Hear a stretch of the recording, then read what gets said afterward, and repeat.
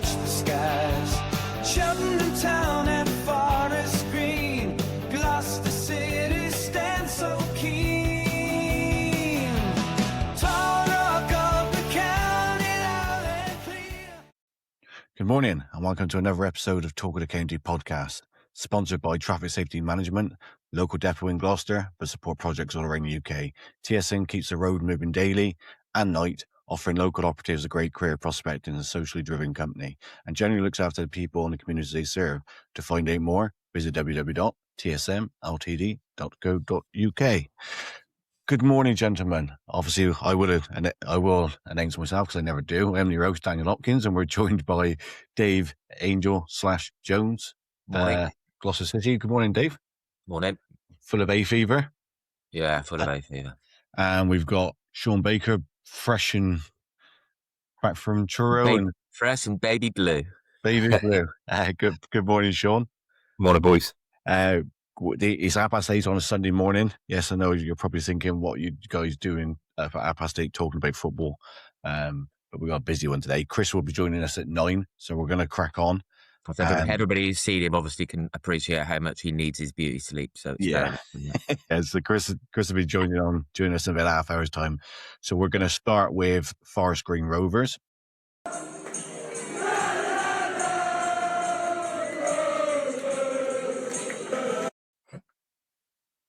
And we will be doing around the grounds when Chris joined. So Sean, start off with you. Last Monday, windy day down on the South Coast.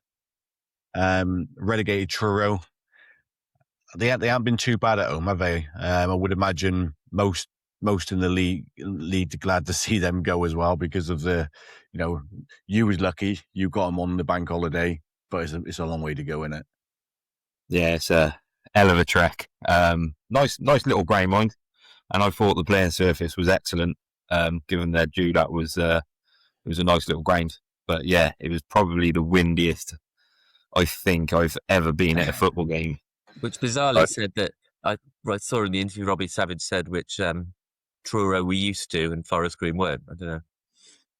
Well, I did. I had that in my head. I was thinking maybe they're used to these, like being by the coast. I thought, maybe, I suppose. Well, not by the coast, but being down that neck of the woods, it's probably windier down there than it is up here. But to be honest, I mean, yeah, it was horrible. First half, obviously, we was against the wind, and we did it. We did struggle to get the ball forward. The wind was just taking it every time it was knocked up in the air. But that said, I don't feel there was much in the first half either. I don't remember any of the keepers getting worked, or even really making a save. I don't know, maybe Dan's going to surprise me here and give me some up from his agenda, but I don't remember the keeper making a save. No, we literally, I would say Truro literally had a chance in the opening 2 minutes. They got in behind Forest Green's defence, but made a bit of an ash of it. I think, I think is that where he put it wide? That's it, yeah. Wide of the goal. Yeah, so that's the only chance I can really remember, and even that, like I said, didn't work the keeper. So yeah, they made ash of it. And we're just stopping it. We have got Chris. He's surprised us. He's come on a little bit earlier than we expected. So morning, Chris. Morning, lads. Yeah. So Sean, in the 13th minute, Rovers had a really good chance. Manny Meller should score. Really, a free header, 6 yard out. Made a little bit of a mess of it, but the header nearly ends up on Tate Campbell's head. Yeah, it was one of them where maybe we probably should have done better with it, as you said. Obviously, it ends up going back across the goal and really coming to nothing.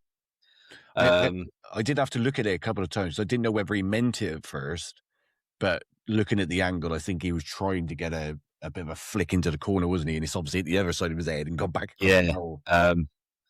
But yeah, again, it sort of, came to nothing. I think, like I said, I thought the first half was pretty even without really any keeper having to do much. Yeah, you're right. Because my notes on the first half pretty much ends on that chance. And that was half time. Was you happy to go in at 0-0? Because we did say, and we'll get on to we'll get onto the scores on the doors, and I didn't get time to do it because I was going to record a little snippet from Dave when he had a bit of a dig at me for my predictions, going, you need to get back in this league and you're predicting predictions like that. We'll get on to that a bit later. But we did mention, didn't we? They're decent at home, aren't they, Truro? Yeah, they're I think I looked at a couple of their recent home games before we played them, so I wasn't expecting really to go down and trounce them. Obviously, they'd just been confirmed relegated as well, and I think we all know when teams are relegated, confirmed, it kind of takes a lot of pressure off of that team, and then they just sort of play a little bit more freely, and they can still upset a few teams in that still have stuff to play for. Disappointed at halftime. Yeah, I was a little bit. I was expecting us to be, a bit more, I want to say clinical. I mean, we didn't really have the chances to be clinical, but I did expect us to do a little bit more in that first half because, we have been in, okay form of late. And we've still got a fair bit in terms of playoffs to play for a home tie. So, yeah, I was a little bit disappointed at half time, but I did, the conditions were terrible. It was just mental, and I had a bit more hope for the second half because we were going to be playing with the wind. Yeah. Let's go on to the second half. Literally straight from kick-off, Horton tried his luck from 40-odd yards, and the keeper had to make a save, didn't he? He was uncomfortable. Yeah, that exactly showed what I was getting at. As soon as we kicked off, he just went straight from the kick-off and just it won. And fair play to him, it was a good strike as well. Probably in the end a bit of a routine save for the keeper because of the distance and the height that it came down to. But, that's kind of what I was expecting more of in the second half. And it never really came to much after that. No, I'm being honest. The thing is, Nick, Orton's probably, I'd probably put McAllister in this bracket, but it's probably one of the only players who would try that one, or has the quality to hit it and get it on target from there. Well, I'd agree with Macca being the only other one. I think that showed the confidence from Nick Orton as well that he's probably gathered in the last couple of games. And yeah, he had a good go. Like I said, it was a good strike. He caught it well. I'm guessing that was probably part of the team talk at half time as well. That we were going to have the wind in favour for us, so it was to try and use it to our advantage, I guess. Yeah. Let's talk about the one of the main talking points of the game. Truro go through. It was a great ball in behind. He goes through on goal. It gets fouled, but it gets a shot away, and Ari Oisted sort of palms it onto the bar. But then the referee pulls it back, Sean. Robbie does say in his post match that it was a cert red card, and it wasn't it? Yeah, I think from what I can gather, that in that little spell just before he got sent off, there was about 2 or 3 minutes where I think Carnu was left on his own with 3 sort of one-on-ones, and the first 2 he dealt with them very well. The third one, obviously the player got the better of him. He ended up dragging him down. Now the only question mark I have over this, and I'm not denying it is a red card because it is a red card, but I'm sure if the referee plays advantage, I don't think you're allowed to go back and give a red card. I'm sure you've got to give a red card straight away. Whereas he played advantage, they got a shot away, he then pulls it back and gives a straight red card. And I'm sure, I haven't looked at the rules, but I'm pretty certain that you cannot pull a challenge back to a straight red card. You've got to stop the game immediately. I think. Now, I could be wrong, and I'm happy for someone to comment and tell me I'm wrong. So I've got no qualms with that red card at all. But I can't see how the referee can play an advantage and then put it back and give a red card. Surely he's got to stop that game straight away.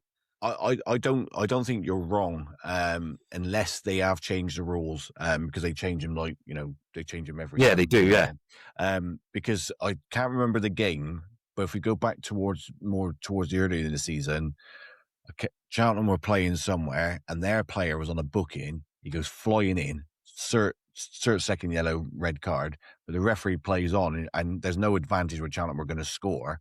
And I said to the lad next to me, I said, the only reason he hasn't stopped that is he would have had to send him off.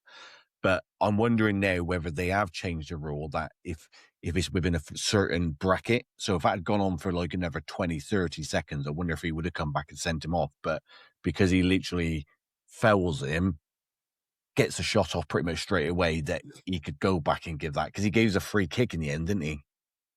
Yeah.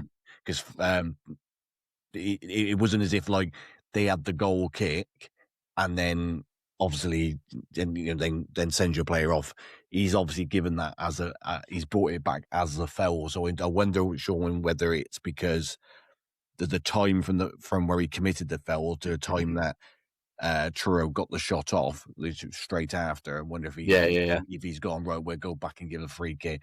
But I wonder if that was on the halfway line and he ran all the way through on goal and put it over, whether he would have brought that back. And maybe, I don't know. Like I said, I just thought that was the rules. Maybe I'm wrong. I'm not going to get into I don't want to get into a big thing about it because the pod's going to be long enough. But that was just something I wanted to ask, because like I said, someone might be able to tell us in the comments. We might have some referees on it's good. It's a good question. Or whatever, and they might be able to tell us if that's right or not.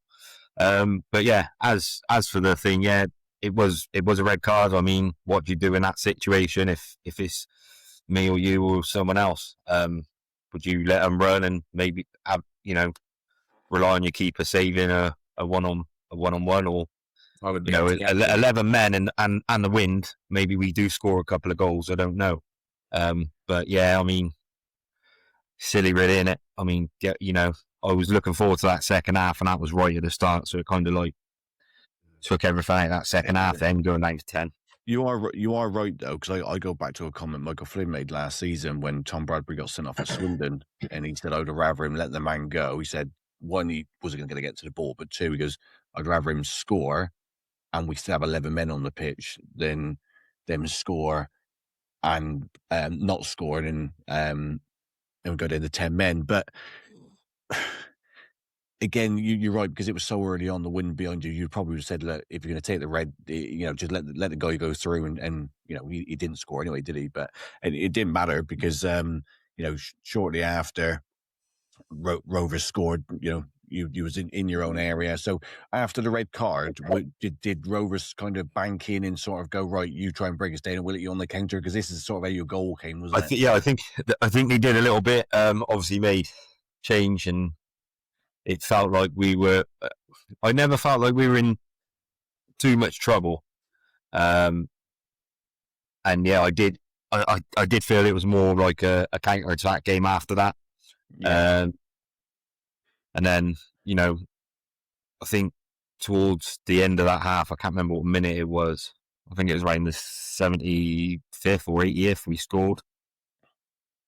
And even then, I never really felt like we were in too much trouble. No, there was one bit of play just before the goal, which I was quite impressed with. And again, and just you always in everybody's team, you always have one or two players who are really good carriers of the ball. And McAllister gets the ball from like deep in your own half up by the touchline, and he runs about 50 yards. Showing great feet. It was cleared for a throw, which then obviously leads to Forest Green's goal. So from the throw, the ball then comes back to McAllister, who lost a beautiful ball into the back post. And you got to give credit to Tom Knowles, because he stayed alert and sort of like crested on the outside of his foot, then into the bottom corner. Yeah, wow. Obviously, that was like right in front of me. I couldn't tell if he just mishit it. It looked like he was trying to hit it, and looked like he mishit it into the benefit of the doubt. Yeah, into the corner. But then when I watched the replay, it does look like he's kind of tried to do that. But no, it was a great ball. I think obviously the wind took it out, took it that little bit further, and Knowles anticipated it. And he's been a cracking player. this season. Scored a fair few goals as well from, playing it right back. We spoke about Gus Scott Morris quite a bit at Southend, and, Knowlesy is almost been up there in the same sort of bracket. Yeah. Minutes later, Knowlesy had another chance from range and the keeper saved. But was you surprised how much Rovers were kind of on top and having chances with 10 men? Sort of. I mean, given where Truro were in the league, and being against the wind, I still felt we were going to edge it somewhat. But then, that said, I think Truro gave us a little bit more hassle in attack, like them attacking us against the wind than we did to them in the first half. So I got to give them a little bit of credit. They didn't look like a side that was relegated. Yeah, let's get on to their equaliser, Sean. We have to. So, 83rd minute, Truro level. It was obviously disappointing defending by Gabe Kirko. Robbie was spitting feathers at the end of the game, and I get why. Just put it out for a corner or just hammer it, as hard as you can. But he obviously passes it to the edge of the box, and Luke Jeffscott, who I highly rate. I'm surprised he's not gone on to have a decent career in the Football League, because when he was at Plymouth, he was highly rated. He's still quite young now. Probably the easiest goal he's scored all season. But I get that the player is going to get a lot of flack. But obviously I'm jumping the gun a bit here, because I sent a couple of comments on your Facebook yesterday. Slating Robbie a little bit, saying Kirko not in the squad. How would you learn from a mistake if your confidence gets knocked by making a mistake and getting ripped out of the squad every time you make a mistake? Do you think that's a fair comment? In a way, yeah. Obviously, individual errors, we've been making them all season long. Yeah. I don't know how many times we've spoke on this pod, and how many times probably Rob has mentioned it in his interviews after the games. There's making individual errors and learning from them. We don't seem to be learning from them. Like, we've been doing it all season long. And that's bit us in the backside a few times. Quite a few times. Now, I get the point behind them comments, like, you make a mistake, you get bombed out, it's going to kill your confidence, and I do get that. Obviously, we're coming into a crucial time of the season. I think on the flip side of that, maybe taking him out the squad and the firing line a little bit, try and give him a bit of a break might be another way to look at it. But yeah, I mean, it is a shame that, he is a young lad. I do feel sorry for him. I think he's caused a few goals since he's come in and played a little bit. I think he got a bit of stick when he was getting started against, I can't remember if it was like York and teams like that. But I do get that. I mean, we've struggled defensively, haven't we? He's not the only one. We've had it quite a few times this season. Because looking at the goal, if I was a Forest Green fan or a Forest Green player, I'd be looking, just say not so much player, but manager, I'd be looking at my team more as well, going, Gabe had his back to the, to everybody else. But you want your more senior players going, just clear it, put it out. But was that talking going on, for him to turn around in his box and then play it out? Yeah, I mean, I don't know. Like, obviously, that was down the opposite end to where we were in the stand. So, I mean, as for the communication side of it, I don't know if anything was attempted to be shouted at him. I said exactly the same as you. What you just said yesterday. I said to the lad that I sit next to, football, I don't know why he didn't just plonk it out for a corner or just kick it anywhere. Like, just, he's kind of turned and then just placed it into their path. And It's a frustrating one. Like I said, did it take a deflection? It looked like it sort of took a little bit of a deflection and bobbled in. I think he Even more like a great strike, was it? he more like he more miss hit it. And that was one more question on the goal I was going to ask you. Like, he's been brilliant for you, but would you say that Ari Oisted's positioning was questionable because he rushed out, didn't he? And he was sort of like in no man's land. I'm not too sure. Like I said, it looked like it took a deflection and wrong-footed him. It looked like he was kind of like going to go one way, and the ball then got p-rolled in the other way. So, I mean, yeah, I don't know really. I'm not that clued up on goalkeeping positioning. Like I was never, I don't think he's done a lot wrong.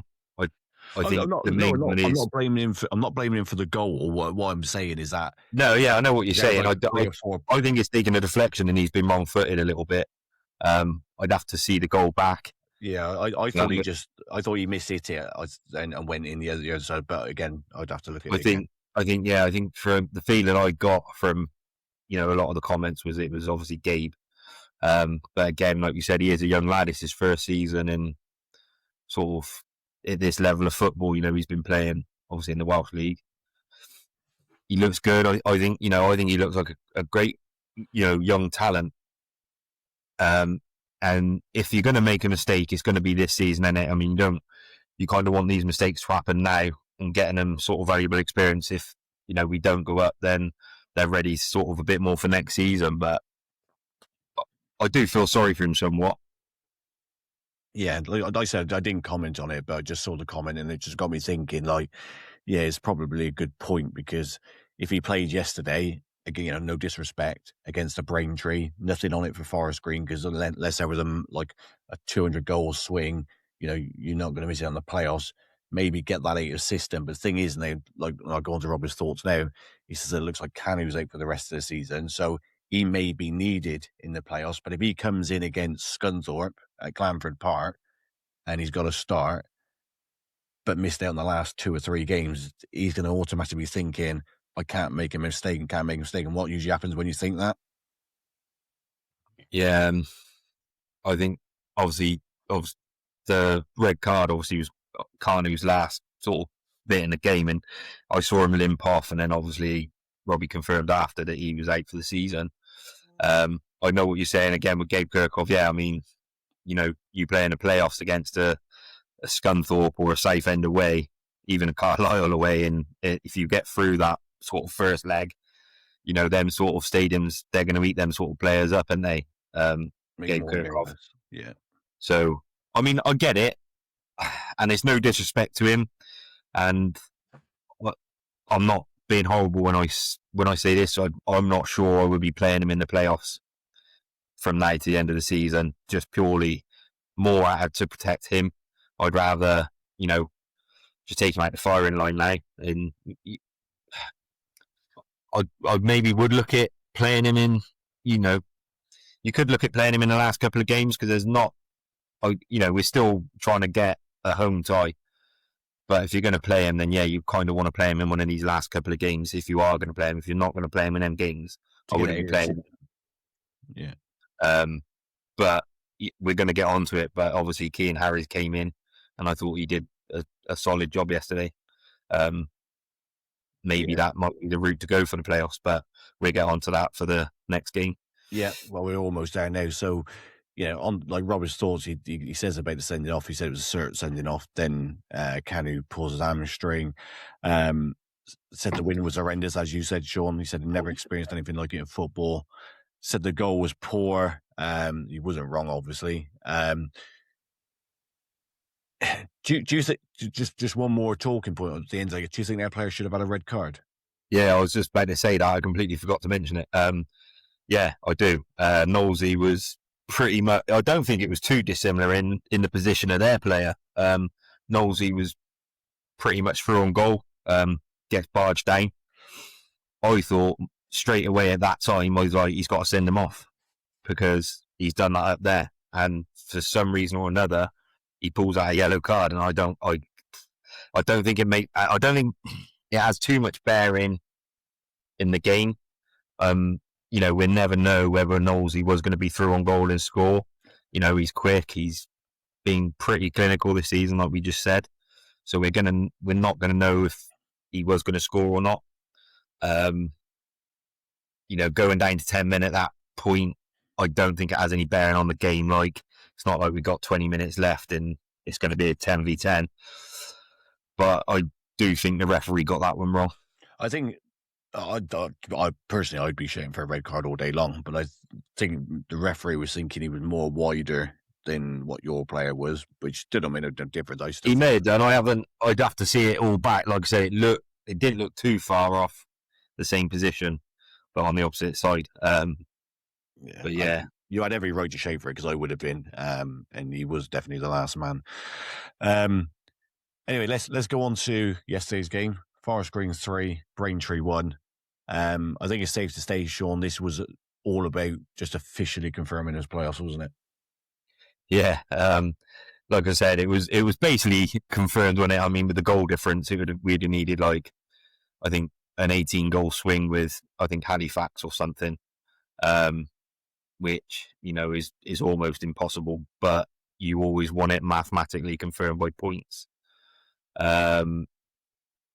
Again, it was a similar story to the Monday when it was Braintree had just been confirmed relegated, so essentially they had nothing to play for. So it was one of them again where, are they just going to come to us and play with a bit of freedom and no pressure? And I'd certainly say they probably did. Yeah, I think it was very similar to Truro. Yeah, like I'd say what I've seen, Rovers were definitely on top of the first 20 minutes. I would say is fair to say, with forcing a few corners here and there, but nothing, not really forcing a keeper into a save, and they had a couple of breakaways, didn't they, in terms of like getting in. Yeah, I thought there wasn't. I thought the first half was a little bit hard to watch. There was nothing, like you said, there was nothing really in it. I thought they probably had the better of the chances before we scored. They had 2 or 3 good chances, but they couldn't hit Kay's ass with a banjo from the looks of things. If they could finish, if they had someone that could finish, then it could have been a different game, because they did have, some very good chances before we scored. Yeah. And Rovers did take the lead in the 37th minute. Macca's shot comes off the bar, and Damani Meller gets his third goal in four games and taps in. Yeah, so like I said, obviously, I thought they looked quite good. They looked quite quick in the build-up to their play. But then obviously flipping that around, Macca with an absolute thunder basket of a shot. Couldn't believe it didn't go in. It was hit with some power, mind. And it was nice for Damani to follow it up and pop it in. Yeah. Is he a different player to Ricardo Reis? Yeah. I think he's a bit taller. He can flick balls on. He can bring players into play. You can see, what he's about. But that said, he scored, I think, what's that, 3? Is it 3 in 4 games? 3 and 3? Yeah. I can't remember. Yeah, 3 and 4. He still looks like, he's got a bit of a poacher about him.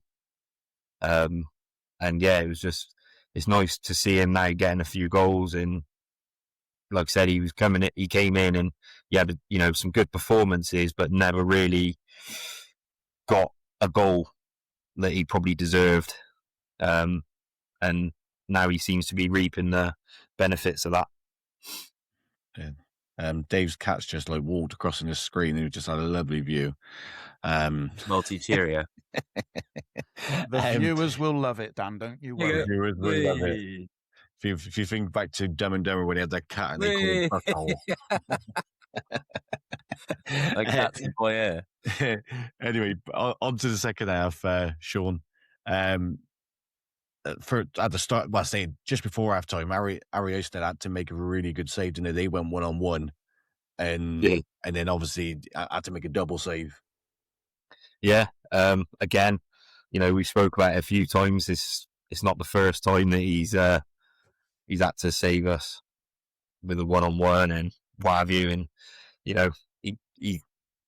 good goalkeeper, and he's saved us quite a few times. Yeah, that's what I mean. You know, it wasn't being too critical of him at Truro because he's been really good for you guys. And, you know, as they always say, title winning or cup winning side is always built around having a decent goalkeeper. But second half, on the 15th minute, they level. Would you still say that would have been coming from the first half, Sean? Yes, I was. Yeah, obviously, like I said, they probably had the better of the chance in the first half, but then the second half, like it 1-0, I never really felt like they were gonna probably score. Obviously, Robbie was readying. I think it was 4 players for substitution, so I was actually looking down to see who was stripping off, and that goal went in. So I didn't actually see the goal when I was at the game yesterday. I was looking to see I was looking to see who was coming on, and he was readying. Like I said, he was readying like 4 players. It was like Cian Harries and Ricardo Reese and what have you. And I was like, so I was sort of like looking and chatting, and then that just sort of come out of nothing. If Sky Sports are ever looking for a new Chris Kamara, Sean is your man because he will miss major parts in games. When you're at games, there's so much going on, and like I said, when you're getting subs ready, I'm sure you're the same. You're probably looking to see who's coming off the bench and stripping off and things like that. It just happened to be that the goal got scored, and I was 1 goal out last week when I got to half time, and it was 2-1. I thought it was 2-0, so I can't comment.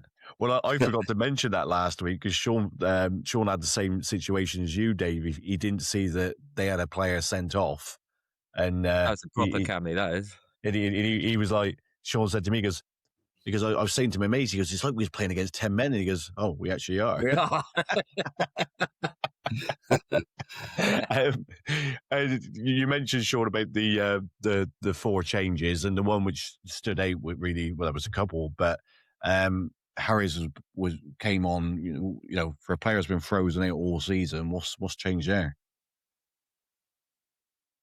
So, Cian Harries, he's literally he's not even been in the squad, I don't think, all season long. I don't know, obviously, what's gone on or what's, you know. Might be unleashing Liam Sercombe next week, though. I say Sercombe long in the playoff final. Innes has obviously not been in the squad. Again, I don't know the ins and outs. I don't know what's gone on there. But I saw a tweet from Reece Anderson. I think it was last Friday, the home game, just saying that Cian Harries had been put into the 23-man squad. So, I mean, I don't know. I don't know what's going on, but it was, in a way, you know, I've been quite critical of Cian Harries and what have you. And just jump into sort of his interview after the game, got a little bit more respect for him after listening to him talk. After berating him for sitting at the club all season and not going out. Yeah. No, but obviously there was reasons why I was, saying that. And I think I tweeted it last night, and I just said, like, listening to him talk yesterday after the game, I found a little bit of respect for him.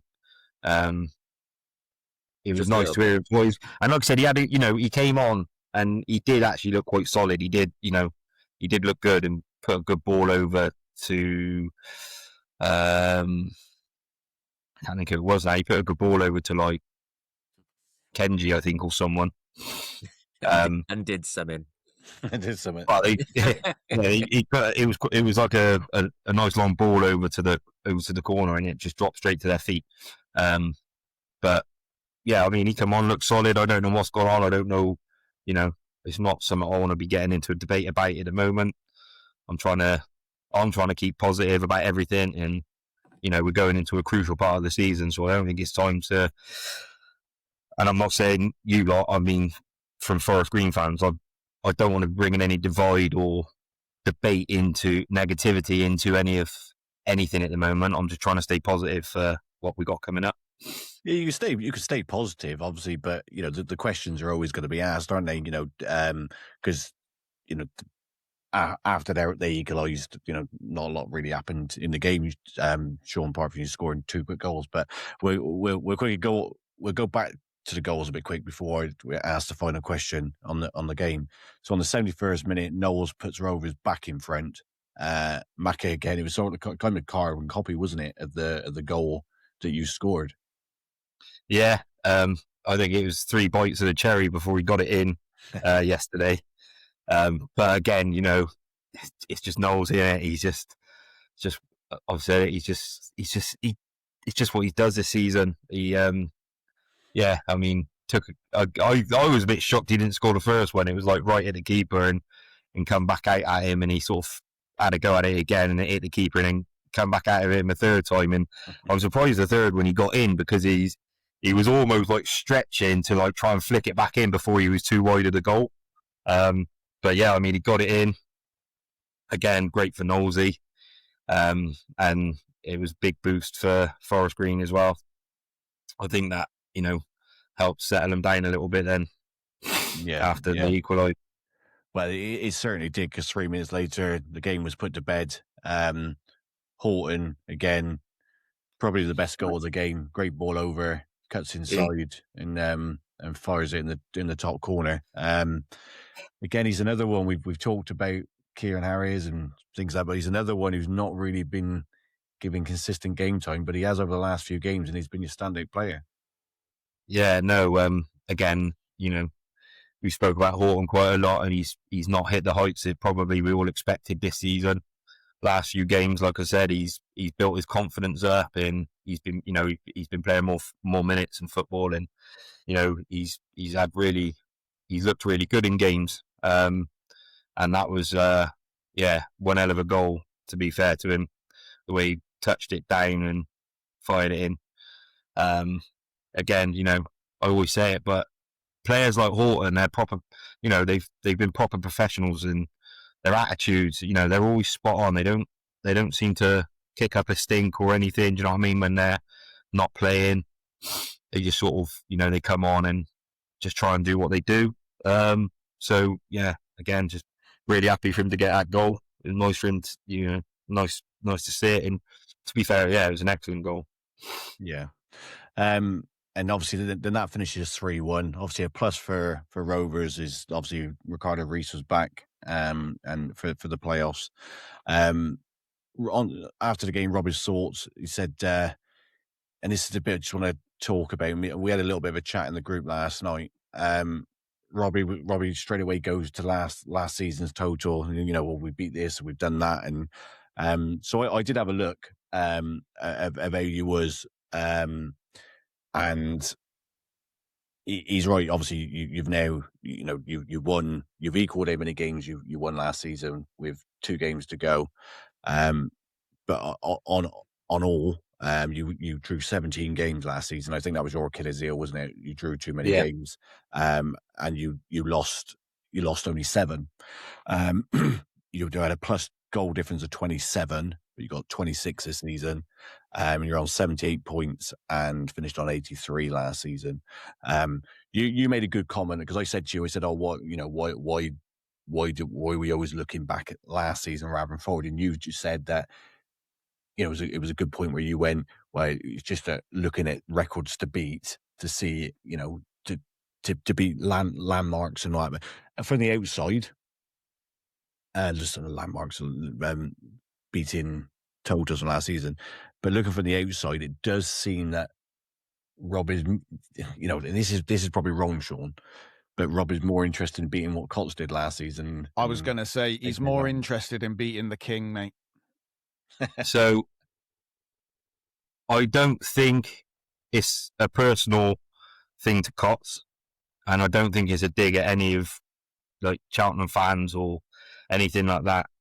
So I think since the change was made, and I think, like, obviously Rob has always got I think he said it himself, he's always had to sort of go against the grain and and win people over and things like that. So I think a lot of Forest Green fans, they've questioned a lot this season in terms of the change made. Not just the change made, but the changes that, say, Robbie and Mark Bowen have made. There was a good sort of foundation of players there. Like last season, everyone knows we finished third, got to the playoffs, was a couple of minutes from Wembley.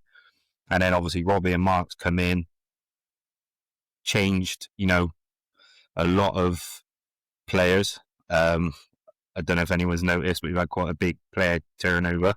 Would never know. I wouldn't say turnover because he kept most of them. But yeah, so I think on the basis of what Rob is doing is he's kind of trying to explain what the club have been trying to do. So they've tried to go a different way. Like, I think it's been sort of spoke about a few times that they've tried to go younger, lower league players, more sort of exciting attacking football, whatever you want to say. I think a lot of Forest Green fans have obviously questioned why, and probably rightly so, they've probably questioned why so many players got changed, why we didn't keep core of that team and, move players out and bring some players in and do it as a gradual change. It was all it all just happened pretty quickly. So I think he just feels like he's comparing it to last season to justify they've made the change, and people have said, Forest Green have gone backwards or whatever. That could be the case. But I think he's trying to justify that, we are still on par. I would say, if you're asking me now, I would say I don't think we've gone backwards. I think it's like a sideward step. Well, I think they've changed a lot. Like you look at like York and Rochdale, they stuck with what they got and just added to it, and they've gone up to another level in the league, yeah.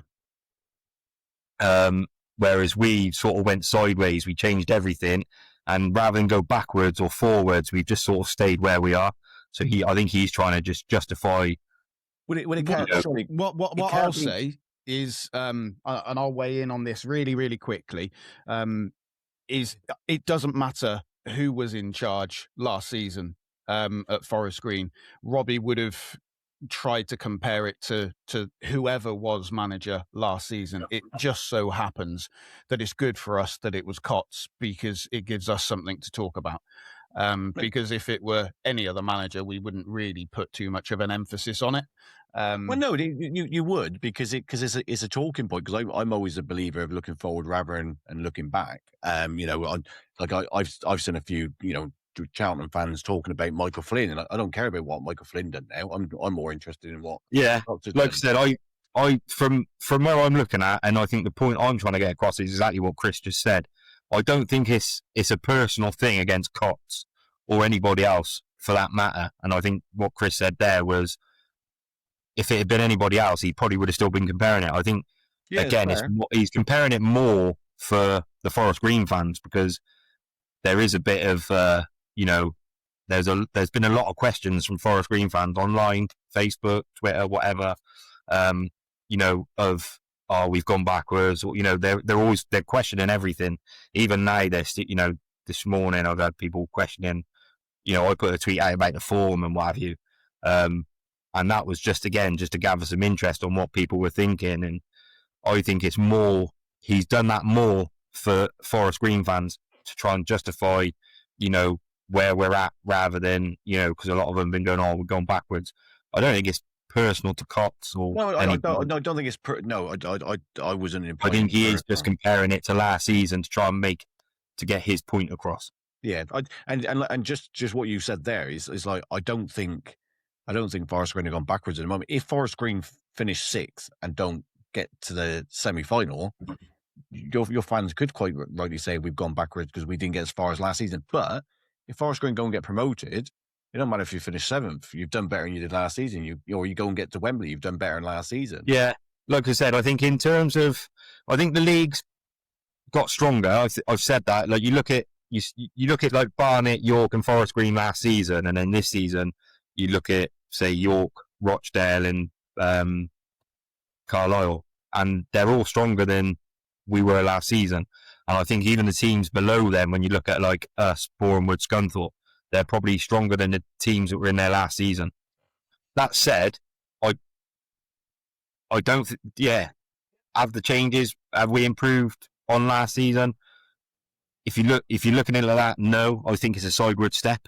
And again, that's not a criticism, but it is a more or less a brand new squad. When you look at the team we had last season, I think it's only Knowles and Macca that's made it through into this season.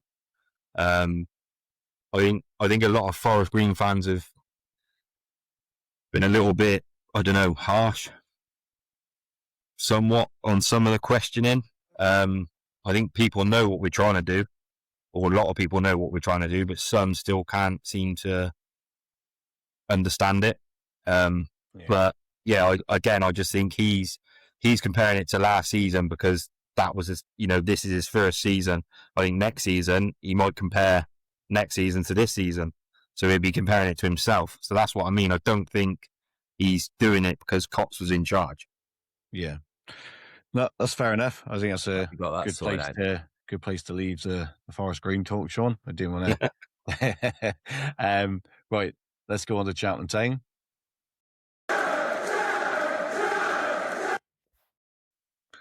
Sponsored by Emirates Racing. Find them on all your socials and online. And if you've got any questions, get in contact with our very own Chris. Chris. Yes, mate. Let's quickly dissect the Cambridge United game on Monday. A game that I don't think many of us gave ourselves a chance, except for me, because I went 1-1. It wasn't an action-packed first half, was it? But Cheltenham probably had the best first chance of the game. Some lovely football between Ashfield, Hutch and Bickerstaff. But it fouled to Davison. And this is where we've spoken about, haven't we, before, where Davison's very good at everything else in his game. But probably the finishing side not so good. And is this the one where he was playing rugby and it went about 15 miles over the bar? Yeah. Great bit of play, lovely little cutback. I actually, and this will be a controversial comment for you, Dan, I thought Davison should have dummied it and let Thomas tap it in, because Thomas was running right behind him. Would have been a lovely little move and a lovely little goal. But Davison does what all strikers do and tries to take their chance. Unfortunately, it was fired in at him quite quick. So I think he struggled to sort his feet out. It was slightly behind him as well, and they're always hard to keep down. It was a good chance, but just unfortunate. It may come into the fact that he maybe didn't get a shout, but if he, When I look back at it, I didn't spot Thomas's run when I first saw it, but when I look back at it, I saw Thomas coming in, and it would have been an easy tap in for him, but it is what it is. Yeah.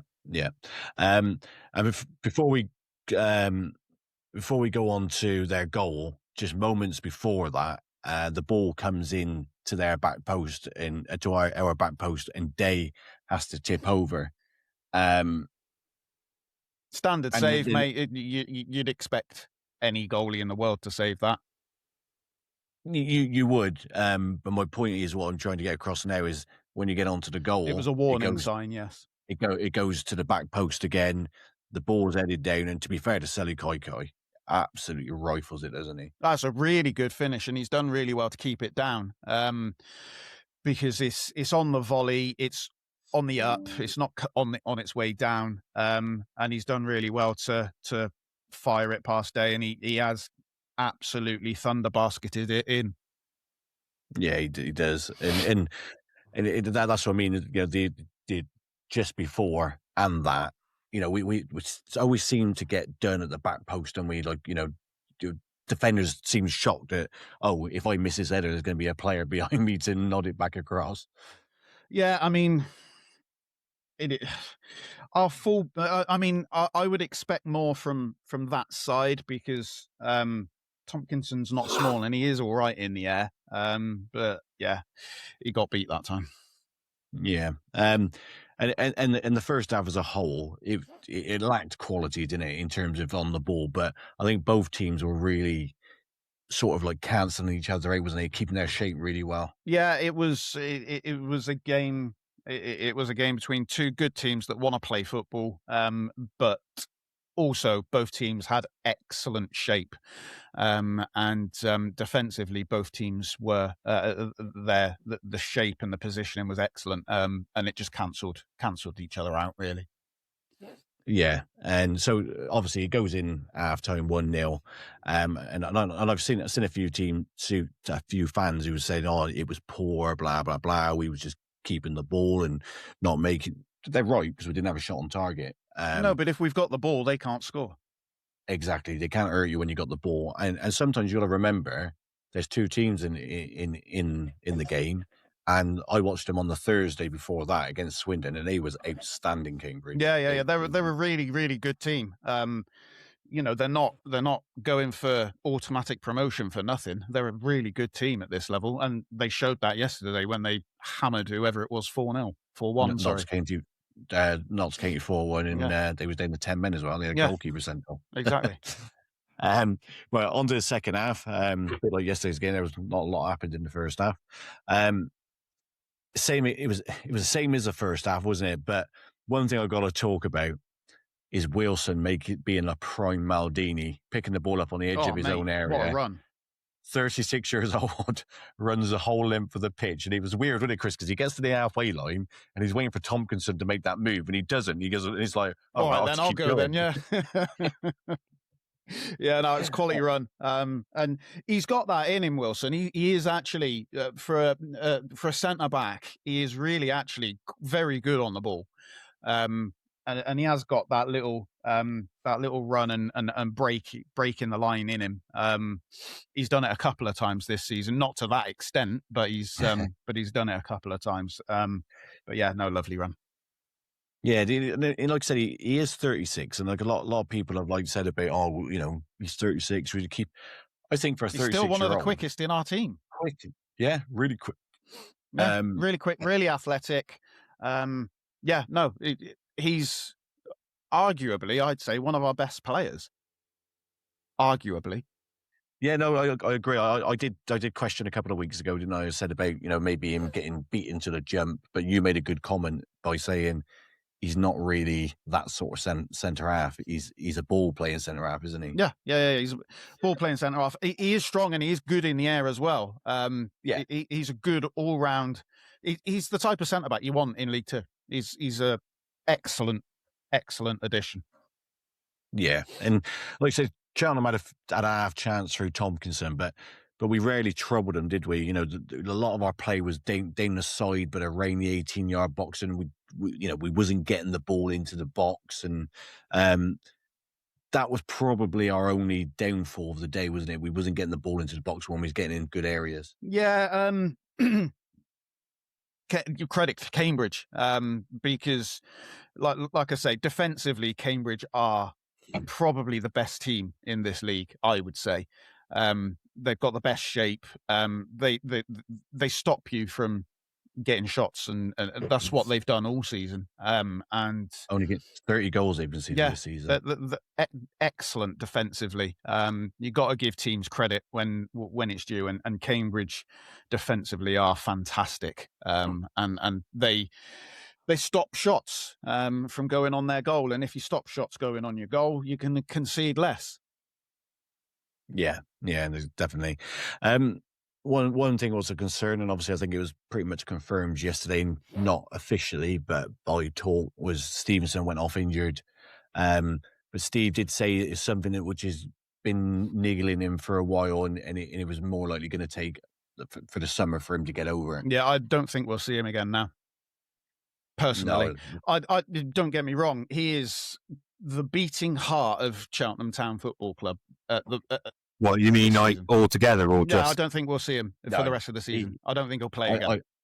I believe it was put out by Mark Halliwell or maybe John Palmer, one of them. But Cheltenham have got an option, and I think we'll. The thing is, if you're carrying an injury, now's the best time to get it sorted, because exactly that. That's exactly what I mean. You've got nothing to play for, and it just gets out of the way, doesn't it? And then he can recover quicker for pre-season. Now we're mathematically safe. it's it's a no-brainer that he gets that sorted out and he's ready for next season, because I've got absolutely no doubt that he will be here next season. Yes, like Steve pretty much confirmed that. Like, he's going to just need the summer to get over it. And you are right. He's been absolutely pivotal for our survival. And Sean, when he come in, even Sean was praising him, and for Sean to praise a signing from Cheltenham, to show to be fair, like I think I said it when he came in, I was surprised Cheltenham got him. Yeah. I think he is that good, but the problem with him is he goes under the radar. Not a lot of people see what he does and how he holds the team together. He's like a Michael Carrick. He's like a Michael Carrick. Yeah, we had it when we won League Two, and he was in the team. I don't ever remember him getting man of the match, but I used to praise him quite a bit. Yeah. He just goes under the radar and does what he does. I think he's a cracking player, and I thought Cheltenham did well to get him. Yeah. And I think if you keep him next season, it'd be huge for Cheltenham. Like I said, pivotal, absolute pivotal. The proof was in the pudding at Notts County when he wasn't. Yeah, playing. Without him in the team, we're a completely different team. I'm really surprised he never got a look in at Portsmouth. Oh, he's a great player. He went to Portsmouth, and I'm really surprised he never got a look in at Portsmouth. Yeah. So obviously that's that. Then like Cambridge should have killed the game, Chris, shouldn't they? They should have killed the game. The ball was put in. Louis Apre was literally 6 yards out, free header, and gets it horribly wrong and heads it over the bar, which that would have killed the game. But luckily for Cheltenham, it didn't. No, yeah, exactly that, mate. I don't really think I can add anything to what you've just said. This is how boring the game was, to be fair. But we stayed in the game. Steve chucked the subs on, and there's a few videos. We're going to yesterday's game now. There's a few videos when Cheltenham score. All you can do is you can hear Steve Cottrell shouting, "Get at him! Get at him! Get forward!" Yeah. And obviously, sat up in the main stand. All I heard against Cambridge was him to Young, "Get it in the box! Get it in the box!" And he puts it into the box, and the keeper makes it's a quality ball in, mind. It's a quality ball in. Before you berate the keeper, it's a quality ball in. And yes, the keeper's had a bit of a mare. Me and you had a little discussion in the group chat, because I thought it was a foul on the keeper, but like I say, after I saw that back, it's definitely not a foul. So happy days. But yeah, no, and Miller's done well there not to give away a foul, because a lot of refs, if you even breathe on a goalie, it's a foul. And he does make contact with the keeper, but it's definitely not a foul. Do you know what? Because when I read your comment, I was like, what game's he watching? Because I thought I think it's exactly how I've seen it. But you are right, because even the referee didn't point to the centre spot straight away. He sort of like he had a little look, didn't he? I reckon he was asking the linesman, "Do you think that was a foul?" But when you watch it back, you can just see. You can see he comes out literally. Yeah, he just tips it over his own head, and I don't really know what he was doing, to be quite honest. We talk about some of the mistakes Joe Day's made, but that was worse than any of all of them. Well, he's not had the best week since 10 tops yesterday. Oh, was he? I missed that. Yeah. Oh, yeah, of course he was, yeah. Yeah. So, yeah, that made it 1-1. We talk about referee. The referee was poor when he, like I said, if you watch the goal back, there was like a double celebration, because we cheered and then everybody stopped cheering because the way he was walking into the area. And then he just starts walking back, and then we all start cheering and go, "Oh, he's letting the goal stand." Which, like I said, there are some referees I think are not good enough to be at league, football league standard. Like there was one. There's some referees in League Two that aren't good enough to referee Gloucester City. I was waiting for that. But honestly. This should have gone against Cheltenham. It summed him up. Their player comes and heads the ball perfectly, Jude Boyd's obviously going up to head the ball as well, but he's late, goes straight into their player, and he gives a free kick to Cheltenham. I know that did make me laugh, that one, but yeah, it's some of the standard of refereeing is atrocious, and I'll stand by the fact that the best referee we've had this season is Abigail Byrne. She's both games she reffed really well, and she deserves. She is a referee that deserves to go higher. And I would say 80% of the rest of the referees we've had this season deserve to go down. Well, she actually refereed the Swindon Cambridge game on the Thursday night, and she was decent in that as well. Yeah. But Chris, it was a funny game. Just quick answer. Do you think we deserved a point out of it? Yeah. Yeah.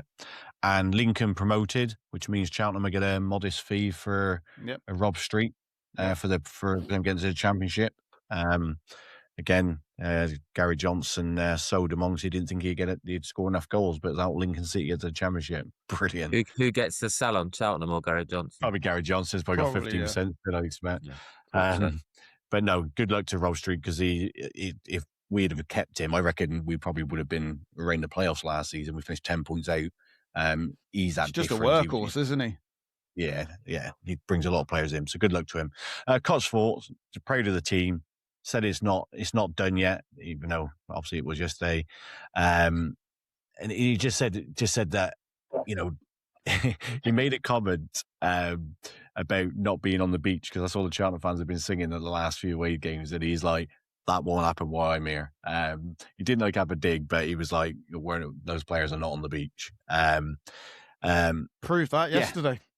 Exactly that. So we'll go on to yesterday, and I'll just quickly play Pete Matthews' voice note. I've not had a chance to Dave's listen been to it looking yet. forward to this one. He likes Pete's. I do. I like Pete. And this is what Pete had to say. So what a week to look back on. Let's start with Monday. Pretty attritional game, in truth. There were very, very few clear-cut chances. Cambridge scored with a well-worked goal, although it's a goal we've seen before. Ball to the back post, Cheltenham lose the contact, and a midfielder fires home. But Cheltenham kept going, and in the end they got their reward. Not the greatest bit of goalkeeping, in truth. Good ball in by Luke Young. George Miller charged. Goalkeeper under pressure, fisted it into his own net. But how about the game at Walsall? What a terrific performance all round. Cheltenham very calm and composed in the first half. Walsall probably should have scored through Lakin. They also hit the bar with a deflected shot. But Cheltenham in the second half going forward, simply irresistible. Really well-worked goal for the first goal. Thomas's ball in. Ashfield took it very well. Then Isaac Hutchinson doing what he does. Terrific driving run into the heart of the Walsall defence. I think that's got to be right up there for goal of the season. The third one, Cundy's flick on. George Miller, having missed probably a more straightforward chance earlier in the half, put it away. And then the icing on the cake when substitute Josh Martin fired home after a mistake in the Walsall defence. So safety is definitely ensured. What a terrific achievement by Steve Cottrell and the team. They came into a side that was only heading one way out the Football League. To do it with 5 games to go is a simply staggering achievement. You could see how much it meant to Steve after the final whistle. A true legend of Cheltenham. He's done it once, he's done it again. Absolutely brilliant, Pete. I couldn't agree more. Chris, he sums it up so well, doesn't he? Yeah, look, Steve Cottrell deserves the freedom of Cheltenham, and there should be a petition going straight to whoever signs that off. Yeah, I think John Palmer put that out last night about the freedom. I know it's a silly question, because we talk about legends of the game and people. It gets chucked around quite easily these days. Someone scores 20 goals in a season and then leaves, and what a legend because he scored 20 goals. But Steve Cottrell does come under the term of legend, doesn't he? And he's not just a legend of the football club, mate. He's a legend of the town as a whole. He is. And do you think? I don't know what the plans are, short term for the stadium. I know we want to build a new stand and all that, but do you think Cheltenham should be looking along the lines of getting a statue of Steve Cottrell because let's put it out there. It all started under Steve Cottrell. We've spent 27 in the last 28 years in the Football League. Without Steve Cottrell, this wasn't possible, and we'd probably be back in fighting with Forest Green next season. I'm writing you off here, Sean. When Steve came to the club, we were in we were one division. No, we were in the same division that Gloucester are now. No, we were one level above Gloucester. Sorry. And look, we were a decent non-league club at that time that you'd laugh at if you thought they're going to get into the Football League. And Steve Cottrell gave us that. Along the way, he also got us, the FA Trophy. He's just, what he's done for this football club is immeasurable. We wouldn't be where we are today if Steve Cottrell was not a part of this club. No, and before the game, in his press conference, obviously it's announced that Cheltenham are looking for a managing director, and this is the sort of Mark Halliwell on another pod. He sums it up really well. That Mike Garlick's come in. He's going to come in with a lot of professionalism, not know-how. He's obviously done it at the top level, but he's got a manager who would also drive the standards. And the good thing is he will push Mike Garlick for every penny that you can get out of him as well, won't he? 100%. Paul Baker mentioned about how hard Cott's pushed for funds and everything else, and the professionalism of the club, both on the pitch and off it. And the beauty of it is they've worked together before. So they've already got that understanding. And so I think Mike knows what Steve wants, and that can only benefit us moving forward. Yeah, 100%. I checked a bit of that in, Chris, because there was nothing really happened first half. They Cheltenham had a lot of the ball, didn't they? And they done what they do well. They keep the ball and they work. They was working Walsall from left to right, and a bit tiring their players out. But probably the best two chances came to Walsall. Definitely. The first one come to Lakin. He should score, shouldn't he? Which one was this? This is the one where he fumbles it wide from 6 yards out. Oh, right, yeah. So cross comes in from Albert Adoma. What he's doing at this level, I don't know, by the way, because he's far too good. Well, he is old, but he's look, the ball in was a really good ball in, and their central striker, I don't know what he's doing, because he just runs past the ball and then tries to get the ball from behind himself, and then the lad runs onto it, and I've got to be honest, I don't know how he hasn't scored. It's a simple tap-in, but we got away with it. Yeah, we did. And then moments later, from where I was sat, I thought it was in. You and me both. Rifles the ball, it's the bar, and it's one of those ones where it's either bounced straight in and come and stayed out, or it's gone over the line and bounced back out. And I've not seen it back, Chris, but did you think it was in? I went at the ground. Yes, I thought we're in trouble here. And what I will say, I thought it was deflected. Seeing it live, I've seen it back, and what a block by Arkell Jude Boyd. If he doesn't get anything on that, that's in. And it deflects off Arkell and hits the bar and comes out, and we managed to clear it away. So credit to Arkell Jude Boyd, because without that, I don't think we would have won that game without that.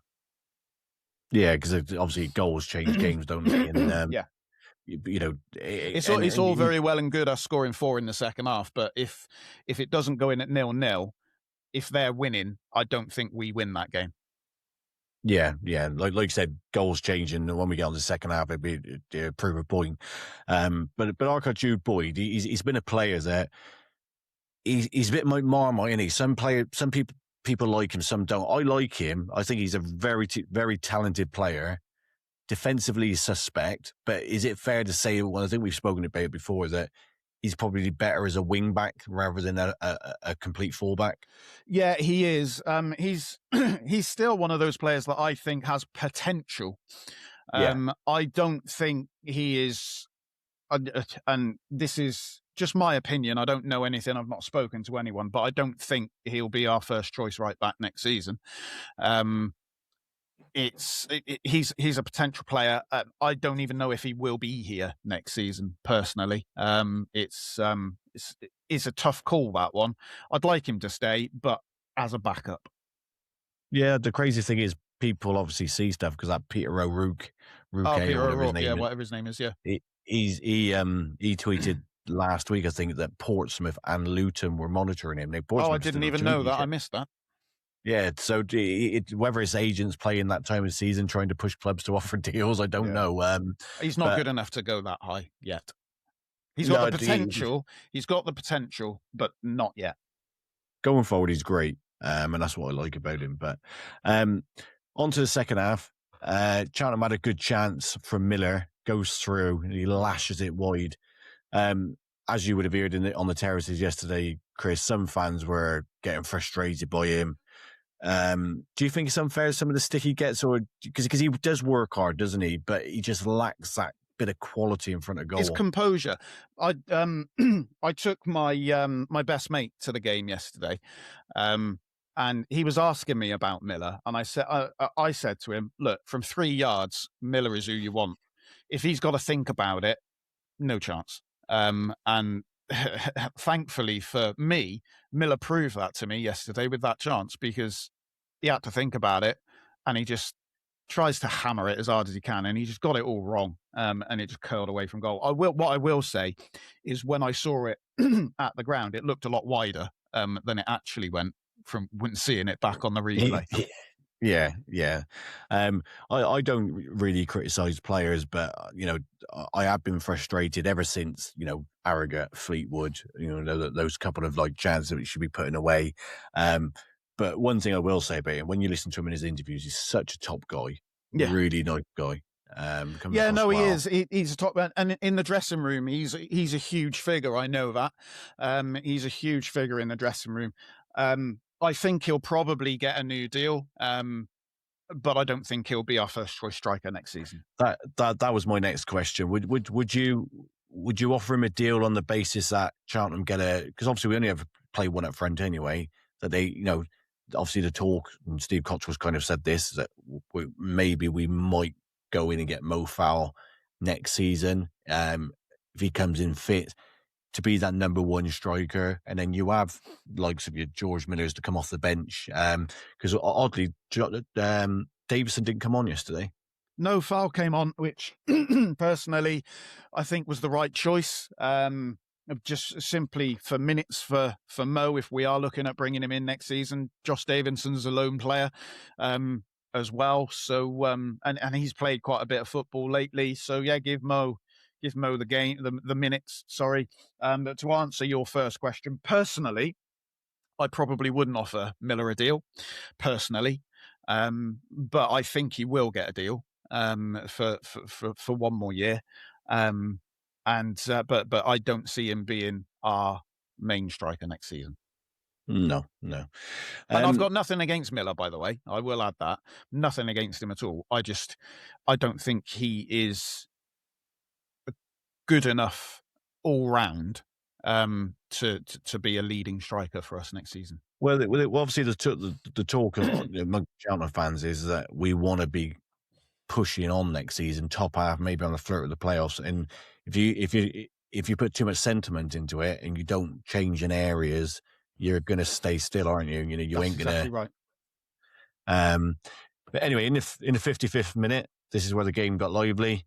We take the lead, deserved lead, brilliant worked corner, and Harry Ashfield, obviously, he's probably not got the starts that he's wanted, but he's obviously going to be a stronger player, Chris, for it.